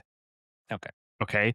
So that was the entire time where I was sort of saying, I'm thinking about the risk management of this. Maybe I support BIP 110 in spirit, even if I don't agree with it 100% technically. Made a Yeah. post in March basically saying this was effectively my saying I'm anti 110. Because chain split is bad, right? I mean, that is more Risky. that's yeah, Risky. chaotic, risky, I would say. Yes. More Okay. uncertainty. Yes, Yeah. exactly. Okay. It's I'm not going to do a value judgment, but it's risky. Yeah. Yeah. Yeah. So that was my position, and it was a position where I had to kind of stand and say, yeah, I'm not going to jump on board and all this. And well, okay, that was what it was. And then I spent a lot of time having conversations about it because everything seemed to tie back to BIP 110, even if I was trying my best to make a different contribution to Bitcoin. That was part of why I wrote this book, this Defending Bitcoin, was realizing that I had a contribution that I can make that's outside of all of this drama. And I focused on that for 6 months or so. And it exists. It's there now, and it sort of exists outside of BIP 110, but that's an aside. Then I kind of come back into things and I'm starting to look at, okay, I talk to people online, in person. I talk to people. BIP 110 is real. BIP 110 is definitely real. It's not a Sybil attack. It's real people who are just fed up with the governance structure at core, for right or for wrong.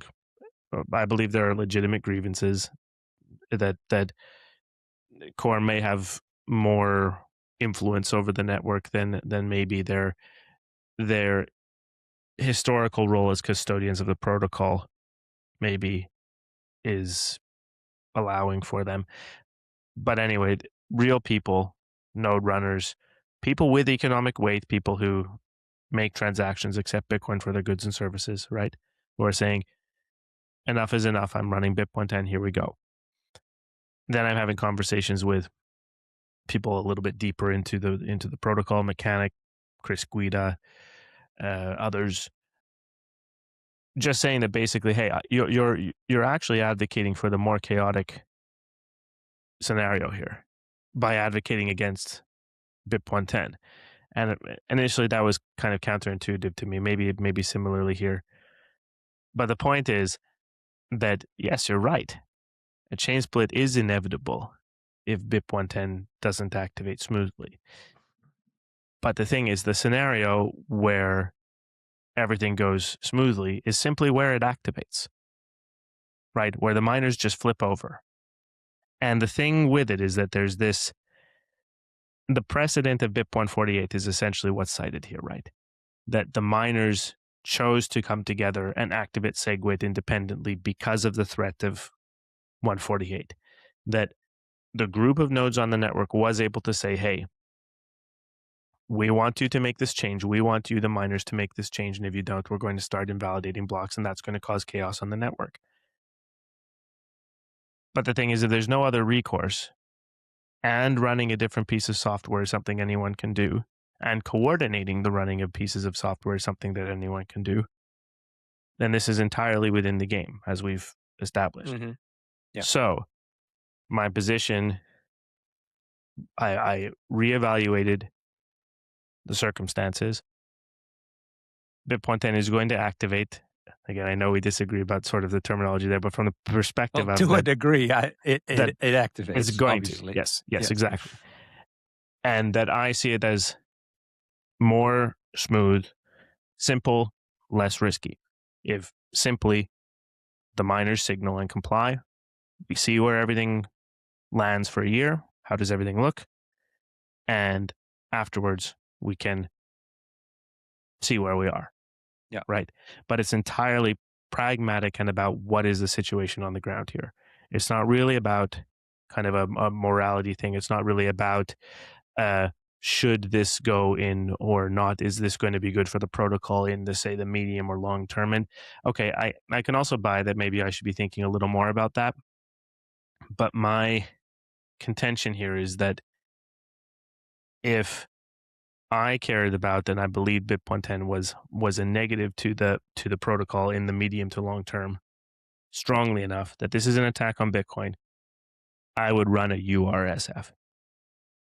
If I if anyone who's talking out on online, whether it's Samson, whether it's Sailor, whether it's Chris from Seed or whoever, opponents of BIP 110, if you really believe this is an attack, if this is something that is going to be bad for Bitcoin, and this is what you believe, then run a version of the software that explicitly rejects blocks that signal for BIP 110 because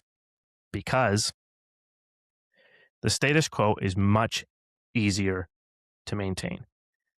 Getting over the inertia of making a change is entirely what BIP 110 has to contend with, right? And if miners are given the option of either someone's going to reject my blocks no matter what, someone's going to, but either I could go with the one that says you don't have to change anything, or I could go with the one that's insisting that I change something. Yeah. Much easier to just go with the one that says I'm not going to change anything. I truly believe a rejection of the soft fork would just be done. That would just be it. There would be no more talk of 110. It would just kill it dead, right? So the reality on the ground. This is my kind of final word on this, and my final position point on this. My final advocacy for it, if you will, is that the situation on the ground is there is no rejection in code. There's a lot of opposition. I understand that. I get that. There is no manifest objection in code where a similar economic block, a similar amount of nodes representing an economic block similar to 110. Again, we don't know what that node group actually represents and looks like. It's sort of a game of chicken, maybe, kind of, but there's no opposite side here. It's just all the other nodes on the network are going to accept whichever is the heaviest chain at the end of this. Yeah.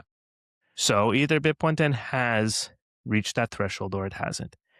And I see only negatives, at least in the short to medium term, from the scenario where BIP 110 does not become the heaviest chain immediately, because I also disagree with this point here. Maybe I thought there was some more middle ground, but we're gonna solve this within an hour. I think so, because BIP 110 is either going to get all of the mining hash rate immediately. It's the same thing as hyper Bitcoinization or zero, or it's going to get its 1%. Yeah. And 6 blocks in, BIP 110 is never going to catch up. Yeah. I believe that too. I mean, I'm laughing because this is why I love Bitcoin, right? Like we are talking. This is the game, right? Like, and although I don't agree with what you said about URSF, it is just a different perspective, right? Like you say, I think that would be needed. I think there's other people that say, I think this was done in a retarded. No, wait. No, but like, no. I'm not saying it's needed. I'm saying if it went that's in, what it would you kill would it. do. That's what you would do. Is kind of what you're saying, right? Well, sure. But I think the point is a URSF is not guaranteed. Is not required for BIP 110 to fail. We just don't know if No, but BIP 110 that's has what I'm reached the saying. threshold Like, or not. it is all this individual judgment Absolutely. on the playing field of the game. That's what I'm saying, right? And that's why I love Bitcoin in that sense. Like,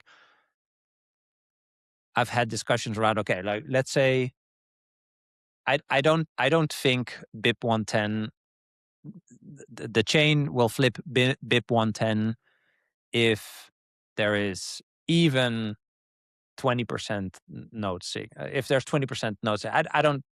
That's just my personal idea.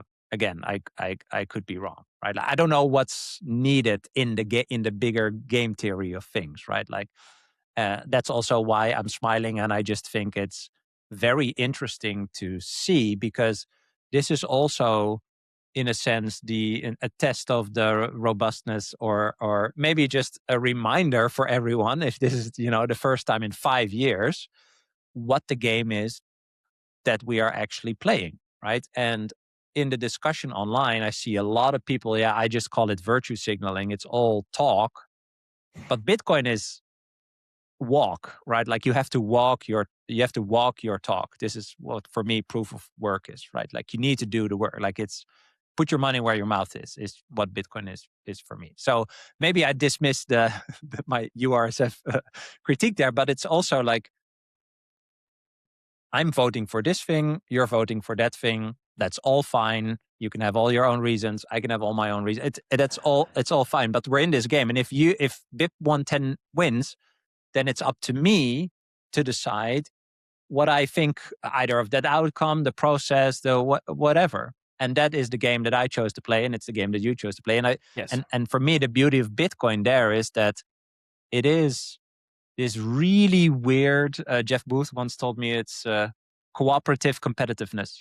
Right? It's not a zero-sum game. It is a free game you can freely opt into, but you have to adhere by the rules. And that for me is the beauty of Bitcoin. Even when things, that's why I'm pushing back on the Taproot thing a bit, right? Like even if after the fact you think XYZ was a bad thing, does that really matter for Bitcoin itself? It matters for you as an individual who has a value judgment on however something works. If you still want to play and participate in the game, yes or no, or if you maybe want to change something, right? So I think that's actually really great. And all this discussion, even though, people call you a pedo or whatever, no one is discussing at this level in a fiat money system, okay? No, or any no. fucking centralized system. There's no fucking discussions at this level. So I think that is actually, it's a good thing. It shows how different Bitcoin is in that sense. No, sure. Well, and I mean the one part that I'll latch onto a little bit is you said you're voting one way and I'm voting another way. I frame that as I am voting one way with my node and saying this is the signal. Your node is saying I'm going to accept the heaviest chain. That's the vote you're making. Period. Maybe. That's the vote that your node is making. Exactly. Right? Exactly. Yeah. And you could choose to decide that is not sustainable, not reasonable in the future. You could make that choice that if BIP 110 goes in, that you are going to initiate a hard fork away from it, right? Or whatever. Yeah. Well, that would be what would be required, right? Mm-hmm.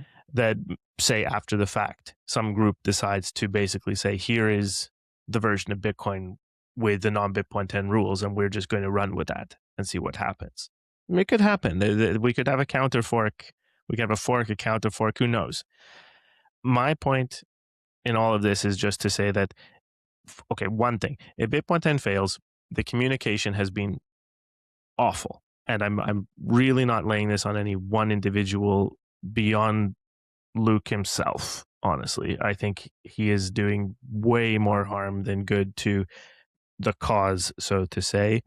It's not good to be calling people pedos or the hammering on about CSAM. If you want to be persuasive of people, and I made many arguments about that, maybe, hey, the upper turn limit should be 256 instead of 83, blah, blah, blah, because it's more of a compromise and it's a level that other people could get behind more easily, get something done, right? Mm-hmm. As you say, try to build that social consensus. And that building of social consensus does not seem to have been done. And one thing I'll say is that if BIP 110 fails, we'll have learned something just as much as if it succeeds. So maybe to give what we learn if it succeeds, there is some threshold of nodes wielding some indeterminate amount of economic weight, because I don't anymore buy the one node, one vote thing. I do think if you just use your node to hold your, to connect your wallet, your Sparrow, whatever it is, and then take your Bitcoin to self-custody through that wallet. And maybe this is a segue to the other topic. I know we're going a little long. Even if you only do that, you are bringing in your economic value into Bitcoin if you're doing that. But whatever, some indeterminate amount of nodes with some semi-indeterminate amount of economic weight is enough to convince miners to change Yes. the blocks that they produce for the network. And that's Hmm. enough to become the heaviest chain, etc. Yes. Okay, we'll have learned that. And we might have learned that robust rejection requires opposition in code.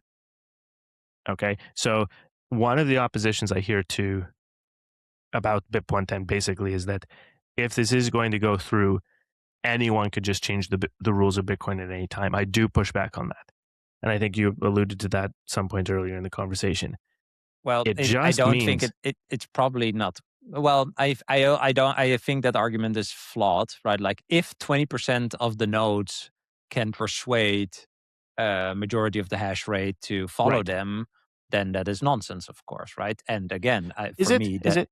no, it's nonsense to say that a minority could change Sure. Bitcoin, right? So, but again, this is the game, right? This is the whole game theoretical perspective of what we're playing. Is this? That's also why it is extremely interesting, at least to me, and I'm fascinated about it. Is, some people will say, "Oh, it's a good thing that 20% of the nodes can persuade the rest to follow them," and other people will say it's a bad thing. But eventually, Bitcoin doesn't really care. No, It, no, it, that's entirely so my point. Also, is yeah, that no, so we there's no agree. value judgment here. There's no No, no, value no, me judgment neither. here, No, no, right? no, no. That if it's possible, it's good that we learn that that's possible, Yeah. right? Even if you think BIP 110 is a bad idea. Yeah, yeah, yeah, Yeah, exactly. yeah, And no, but well, but it goes both ways. That's more also it all goes here's what both ways, right? here's what we'll have learned if it fails, and this is almost equally good.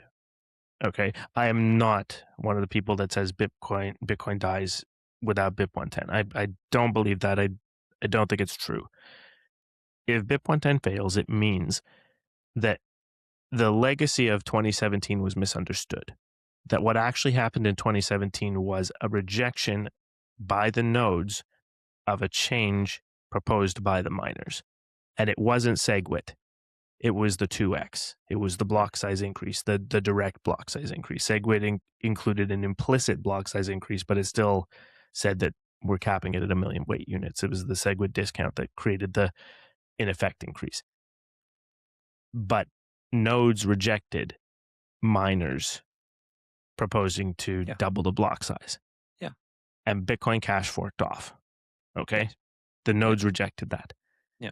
If BIP 110 fails, it also means that a subset of nodes without social consensus is not able to force the miners to make a change Hmm. that they don't want to make, Yes, right? That would be good for understanding the properties of how changes need to be made. yeah, Now, knock on effect, though, I do think any upgrade to Bitcoin is going to be extremely hard from now on. There's going to be resistance from various sides and factions. It's not necessarily going to be an easy place for Bitcoin. And I really hope that a lot of people on kind of the monetary maximalist side do not fork off. I have no intention of doing that. I mean, we're going to get an airdrop, whatever, if that is the case. We don't know. Some months ago, I did believe more talk that effectively a BIP 110 fails, that it will be abandoned quickly, and okay, we tried and off we go. But the rhetoric seems to have changed by others in the community. Uh, Mechanic, by the way, I think is an extremely eloquent and patient advocate for BIP 110, and I really respect him, and I'm a super smart guy, right? Others are maybe a little more prickly, but I don't think Mechanic is the problem here. Uh, but the thing here is that uh, the rhetoric has gone up, and the threat of a proof of work change and a hard fork away from Bitcoin has gone up. Okay, fine, is what it is. I have no intention of hard forking away and pointing any of my hash rate, which I do have hash rate, and I have no intention of pointing that or leaving sort of the main Bitcoin. The mission, as we say, continues. We've just learned something. We've learned something about control in Bitcoin, and I would much rather keep advocating for the monetary properties of Bitcoin on Bitcoin than going and forming a new chain that has some lower amount of adoption and monetary weight and all this. Certainly, if you throw out miners, you lose a large connection of Bitcoin to the energy grid of the energy structure of the world. It's messy, it's complicated, not necessarily a good thing. So maybe that's the kind of the end of my thoughts on 110 is just simply that I'm really trying to look at this from the reality on the ground, not trying to make any judgments of should this happen or should it not happen. It's simply a risk management viewpoint of, is it going to be smoother for BIP110 to activate without all of this uncertainty, or is it better for the network for us to have a chain split and all this? And I land on the side of that it would be better for the network for BIP110 to simply activate smoothly. That's where my position has landed. And again, I want to emphasize, I totally respect that. Although, if I was a proponent of something, I would also say it would be smoother to follow what I'm proposing, right? But play it out though. I mean, am I wrong? Again, it's not a judgment, right? It's all like it's all fine, and I think we both appreciate. Maybe this is also needed, right? Like I do think that there are some people, I think my position, I will keep it very short because I really want to touch upon the cold card thing before we go into 3 hours. Absolutely. But by the way, I really enjoy talking like this. I appreciate we're giving each other space just to share, and I think we're 100%. respectful. Yeah. I think there are people that don't understand what I've called now the game we're playing, right? I do think there's a lot of people that are, again, virtue signaling their idea of Bitcoin onto Bitcoin, and they think it should happen or else it dies. It is way, way, way more complicated than that, I would say. And it touches all these facets that we talked about. And some people are going to learn a very, very brutal lesson, I think, about how Bitcoin works, right? And that's why me included have jokingly also said to people, like, if this is what you think should happen, and you talk about it in the way you're talking about it, are you prepared to follow through, right? Like, are you prepared to put your money where your mouth is, literally, and fork off? Because that is the option that's going to be left if the whole game theory and consensus game doesn't play out in your favor. Again, something I would follow if that would happen, because that is what I opted into. And I do think there's a lot of people that do not understand that this is how it works. And I also think there's a lot of people that are pointing that out to these people, jokingly and maybe in a belittling way. But again, this is a radical game, right? It's a super radical game. So you're gonna literally fork off and find out if that is what you want to do. Totally fine. There's no judgment, but there's a lesson in that, which I think is also very positive as to what we talked about, right? It's there's either agreement or not, and if there's agreement, that's great. If there's no agreement, there's also agreement on something else, which is also great. I mean, that's the whole point. The whole point is the eventual continuation of TikTok next block, and having Bitcoin survive in that way. Is that a good moment maybe to wrap this up, or do you have anything else to well, share? on BIP110, it's just I have no intention of going off to another fork. I want the least chaos and uncertainty for the network, and I'm advocating for that position, and I'm coming at it from a position that I believe is defensible from a 450-page book that I produced in the last year. You can go ahead and check that out if you like. And I think we've penciled in each other's diaries for future to have another conversation on that topic in less heated times. But maybe there is a security topic that we can touch on, even if it's briefly. It's extremely timely. But I'm still here for Bitcoin.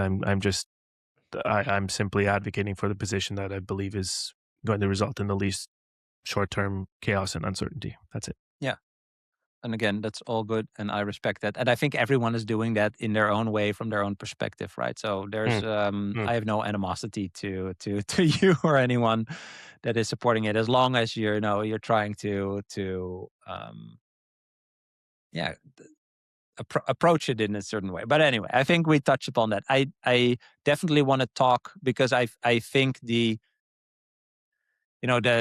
title of your book, Defending Bitcoin, right? Industrial grade cybersecurity for the monetary grid, is extremely fascinating. So we are going to dive in more. But these are, I think, timely subjects that actually relate back to what you looked at, right? And I think you also shared how writing the book actually helped you just uh, creating your own point of view on this. So I think that's great. Obviously, I'll link to it in the show notes, and everyone Yeah, I can check it appreciate out it. and Let's talk should about buy it it. again another time.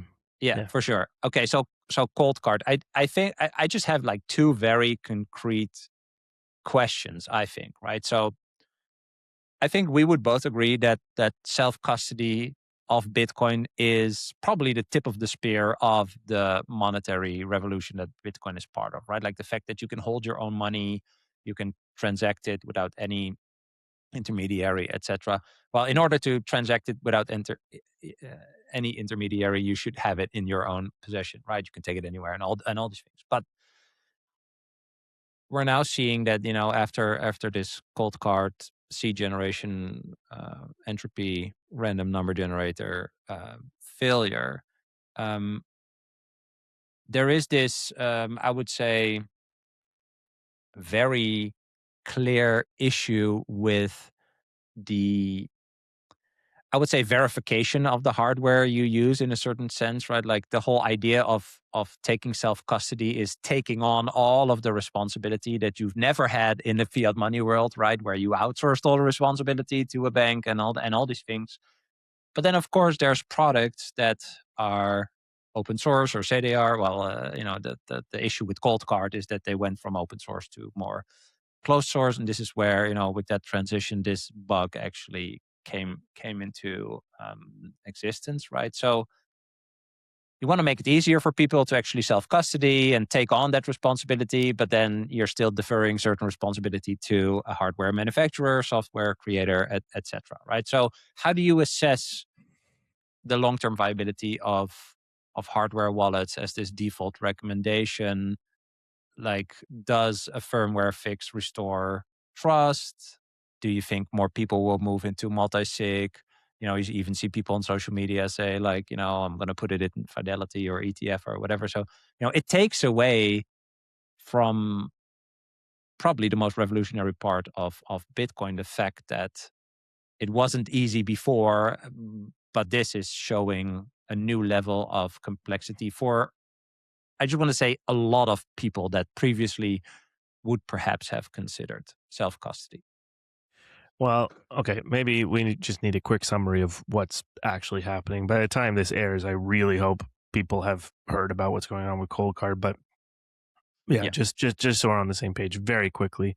Uh, Essentially, every model of Cold Card is vulnerable to the keys being found by brute force, because the level of entropy to generate the seeds from Cold Card were found to be wrong. Deterministic is kind of the proper term here, but there's not enough randomness, right? So that they can just go and compute all of the keys that would have been created by Cold Card of these models. It's specifically the MK3 that's the most at risk, but researchers from block independent ones have found that the MK4, MK5, and the Q, beyond the firmware fix that went out July 31st, that's the date of recording here, that there's between this firmware 4.0.1 and 5.6.0, I believe what it is,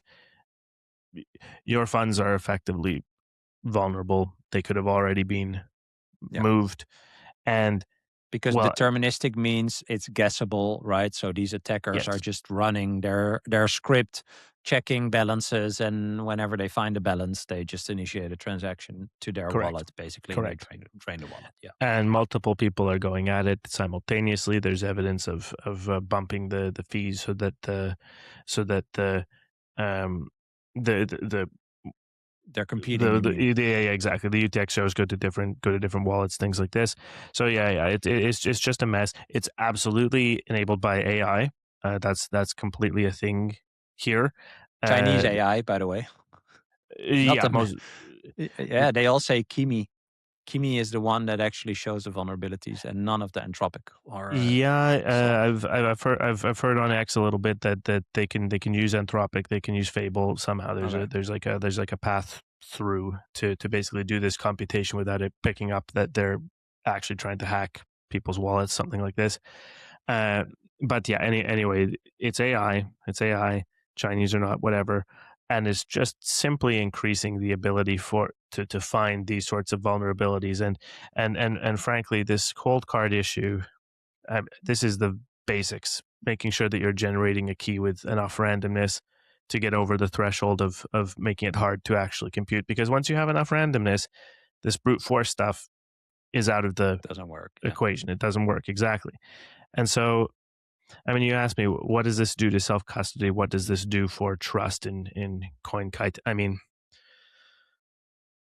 trust is a hard thing to earn back. Yeah, they might have technically fixed the bug, but don't trust verify holds a lot of weight here, right? Trust has been broken, and can you verify that that is actually the fix? Do you want to put your funds at risk for this, right? Quite clearly, other models of hardware wallet and even software wallet, hot wallets aren't vulnerable to this. They don't have the same issue. It really is an extremely simple software bug that effectively is cutting off the randomness. It's not Yeah. what the widespread entropy generators are running into. If you've generated your seed outside of a cold card, you are not at risk of the same thing. Now, it is possible to generate a key with bad entropy. It's entirely possible to do. There are a bunch of these low entropy seeds that are just simply known at this point. And if you generate one of those, you're done. Your funds will be gone instantly. There's just scripts checking. Yeah. Right. So the whole thing here is that self custody absolutely is still achievable, and it's really unfortunate that such a high profile manufacturer in Bitcoin, the Bitcoin Only. community, Yeah. Yeah. um is the one that's vulnerable here, has set things back. Maybe a silver lining is that CoinKite is and Cold Card is kind of the enthusiast model, right? There are some other hardware wallet manufacturers that market themselves as easier to use, right, for your grandma or whatever.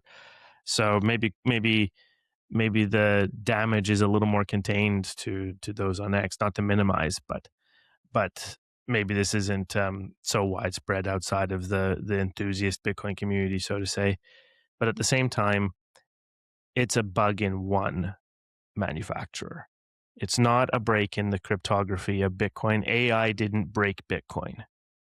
AI found a vulnerability in one hardware wallet manufacturer that happens to be quite widespread and contain the funds of quite many Bitcoiners. And it's terrible.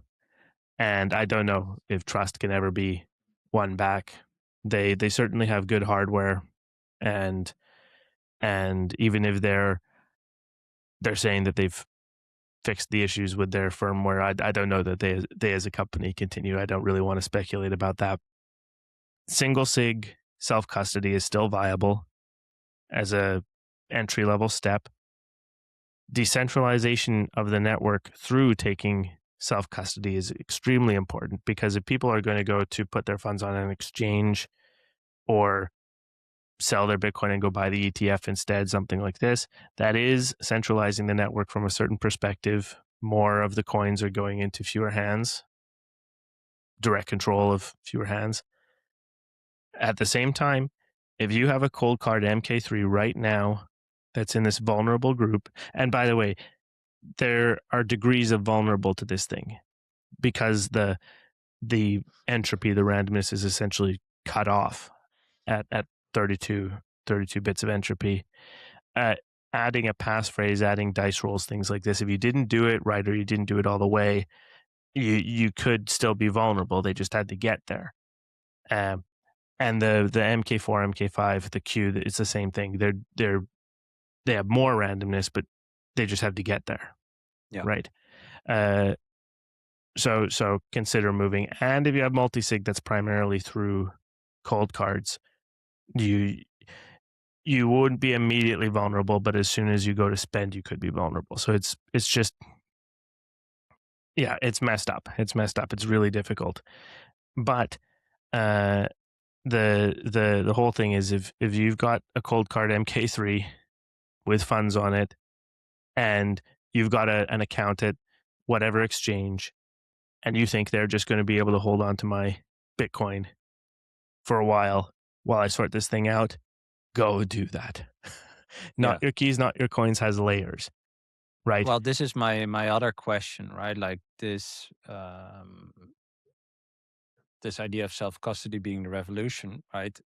There's always a trade off between anything, any risk perception that an individual has, right? Like there's stuff that comes with um, taking self custody.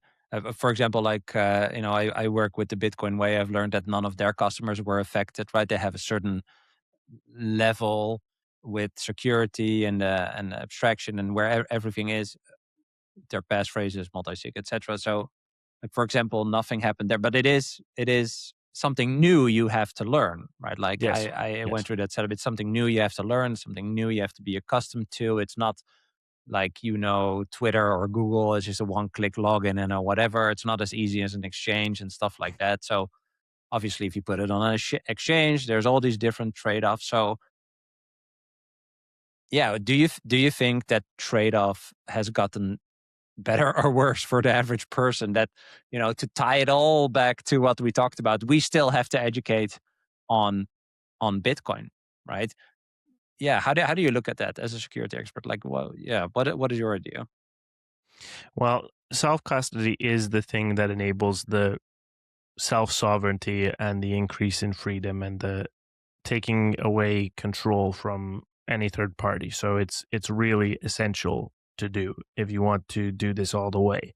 And there are risks to keeping your coins with a third party. That I saw a post that it's maybe 10,000 bitcoins or something like that, in the range of 10,000, that have been moved through this exploit. It's in the millions of coins that have been lost through exchange hacks or failures, things like this. So orders of magnitude different, right? So an exchange failure is going to affect a lot more people, a lot more Bitcoin theoretically, and there's risks to that. Uh, every individual does have to make their own determination. Security is all about trade-offs. You trade convenience for security, essentially. That's a through line in defending Bitcoin. That there's always some trade-off. Something gets a little harder, there's a little more friction to add security into the system. And is it worth it, right? And this case has shown that, okay, maybe you could have done all the things right and taken your coins into self-custody through a Bitcoin only, highly recommended model of hardware wallet, and still lose your funds. You didn't do anything wrong. You trusted Yeah, a company that yeah, said that they were doing everything right too. Now, I don't believe CoinKite was doing anything malicious here. I don't think they wanted all of their users to lose their funds and kill their business overnight. And I think it's more likely than not that CoinKite is just done from this. This is vastly worse than hmm the ledger hack. People losing their funds, that's the entire reason for existence reason for their you company, yeah, exactly. right? So Yeah, so the thing is, though, self custody itself hasn't been broken.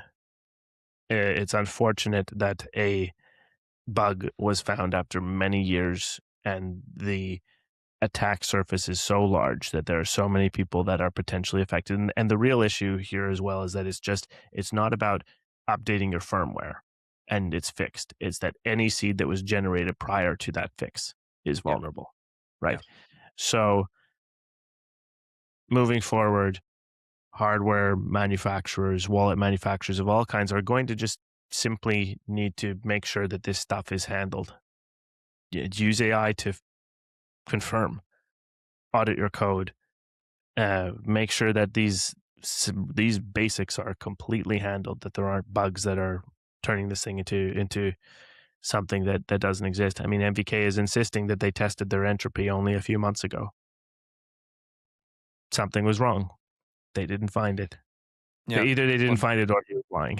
So well, there's people that say they found it in like 10 minutes or something using an old MK3, right? So yeah, someone is lying there, but yeah, I mean, I think eventually, yeah, does it matter? I think it does. It does matter. It's horrible. It's horrible if people lose their stack. It's a it's so crazy how again kind of like extreme all of this is, don't you think? Like yes, absolutely. the whole thing we're participating in is it's at the tip of the spear of a lot of different subjects.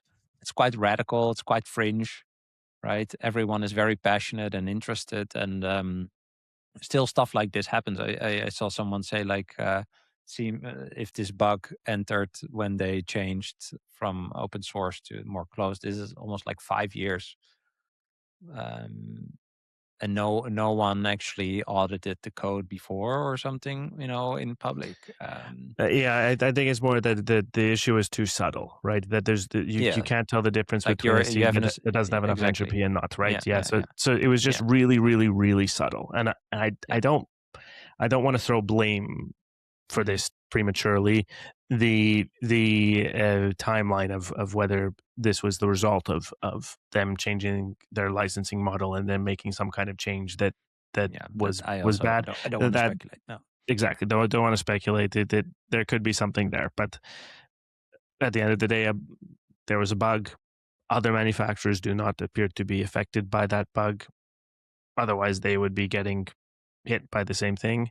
I even myself, I didn't fully consider this as a specific risk from AI directly to the cryptography at this point. I didn't even consider that this was something that could happen and be so widespread. I do believe this is the biggest single security incident and security failure that Bitcoin has ever faced. Mount Gox and Quadriga FTX. I said previously that the numbers of Bitcoin and the users affected and all this are higher, but the thing is, this is people who are taking Bitcoin into self custody and are supposedly doing the right thing, right? Yeah, for And sure. still getting burned, right? Yeah. So it's huge. It's widespread, a lot of it is due to this company having so much goodwill and trust and faith. And well, to a certain extent, decentralization is the answer. Decentralization is the answer to very many of the security challenges in Bitcoin, right? You asked about multisig. Yes, multisig. That's it. And multisig with multiple manufacturers, seeds generated from multiple sources of entropy or with multiple different types of hardware devices. This is the answer long term, and maybe it's possible that there's more of a shift towards um, services that provide self custody as a service or help you manage self custody, or you do it in the right way. I mean, for example, I just know this because I was talking to them a lot in Prague. The Bitcoin Way guys, I know that they have recommended cold card in the past, and now that's going to be very difficult because that's not looking like the right thing here. They're not at fault at all. No one who's been recommending cold card has been at fault because it's looked like it's going to be the the right thing, that Yeah. they're doing everything right, and so there's many lessons here that anyone could have a similar vulnerability Hmm. and have an issue like this. But the other is, the sky isn't falling unnecessarily. Self custody as a concept isn't wrong. If you've generated your keys with enough randomness, you're not affected. Yeah. So Yeah. many things are true at the same time. This is very bad for those who it has Mhm. affected, and it has the potential to be very bad for Bitcoin in terms of its reputation and self custody. So I just say don't abandon it. Just stay informed and try to make your setup more robust than it Yeah. was yesterday. I saw someone compare it to a plane crash. Like for a plane, there's like a manual and a maintenance manual and a check manual, and like, and some stuff is complex, some stuff is basic, right? But plane crashes also happen. Doesn't make them less worse, right? But yeah, it happens, and it's just horrible. But I agree with you that it's. I think the main message of Bitcoin is not hacked is very important, right? I wonder if this hits mainstream, more mainstream media. Probably, if they can write a bad thing about Bitcoin, then they will probably go for it. But yeah, let's wrap up, man. 2 hours 18 minutes. I think we Yeah, did our we tried to cap it at 90, but no. This yeah. is We fun did it. though. We did our yeah, man. And I want to say I really really appreciate your time and your thoughts and sharing and helping me think through my own ideas and thoughts and stance. So I appreciate you. And I do want to ask you a last question, because I ask everyone the same question, Sure. which is probably totally unrelated, but I'm still going to ask it, which is what is a core belief you will never let go of? That the search for meaning is something important to everyone, and finding that meaning is how we find our purpose in life and happiness. So strive for that. Couldn't agree more, man. Well, thank you so much. Thanks. And we'll be in touch. Cheers, man. Thanks for having me. Take care. Till next time. I hope you enjoyed this episode. If you did, you can click here to find more just like it, and click here to find all Bitcoin for Millennials podcast episodes. Also, if you want to help me shine a light on the message of Bitcoin, please like this video and subscribe to stay connected. I hope to see you for a next episode. Bye.